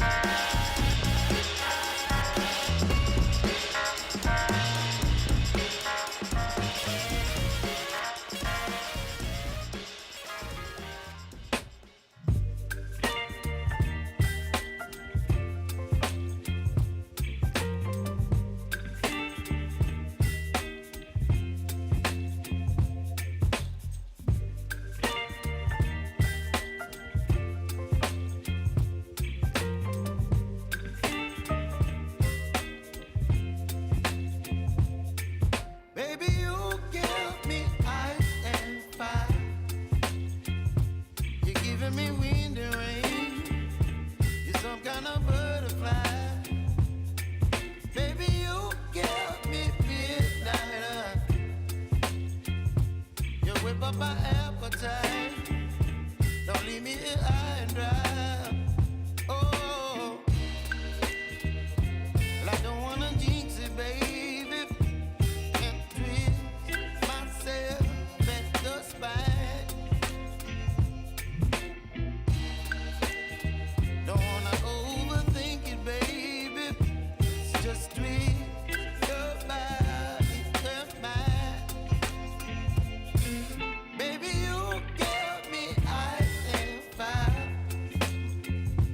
You're giving me wind and rain. You're some kind of butterfly.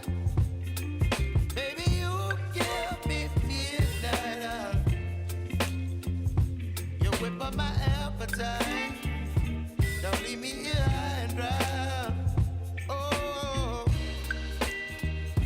but I don't wanna jinx it, baby. Let's not get ahead of my time. Oh, but I don't wanna miss you, baby. So I stand up and speak just my mind. Oh.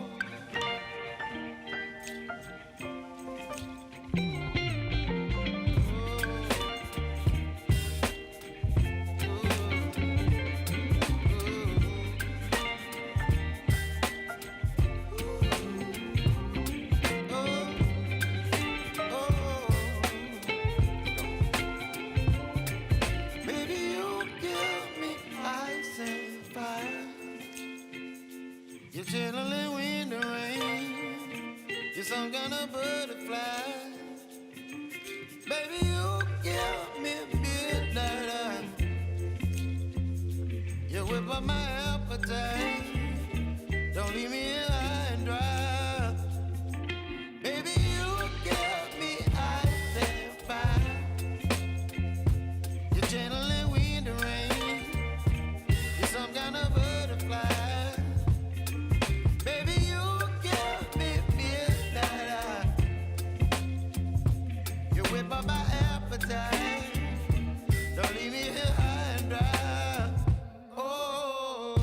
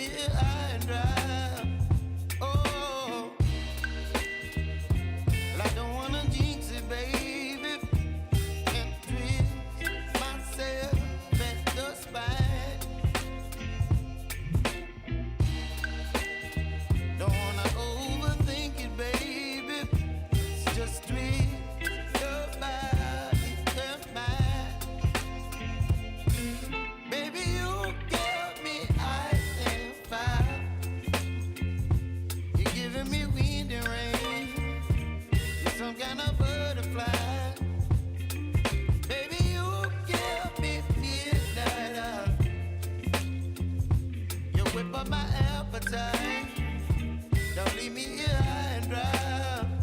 Oh.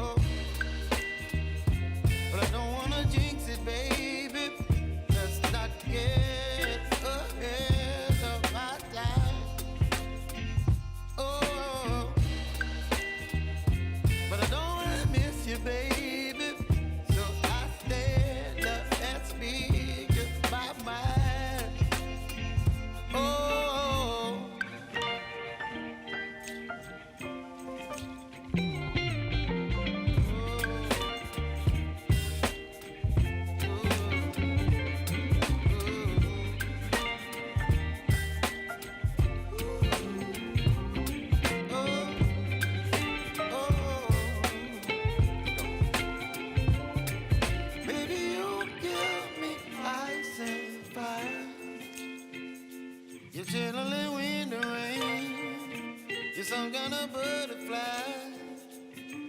Baby, you give me midnight.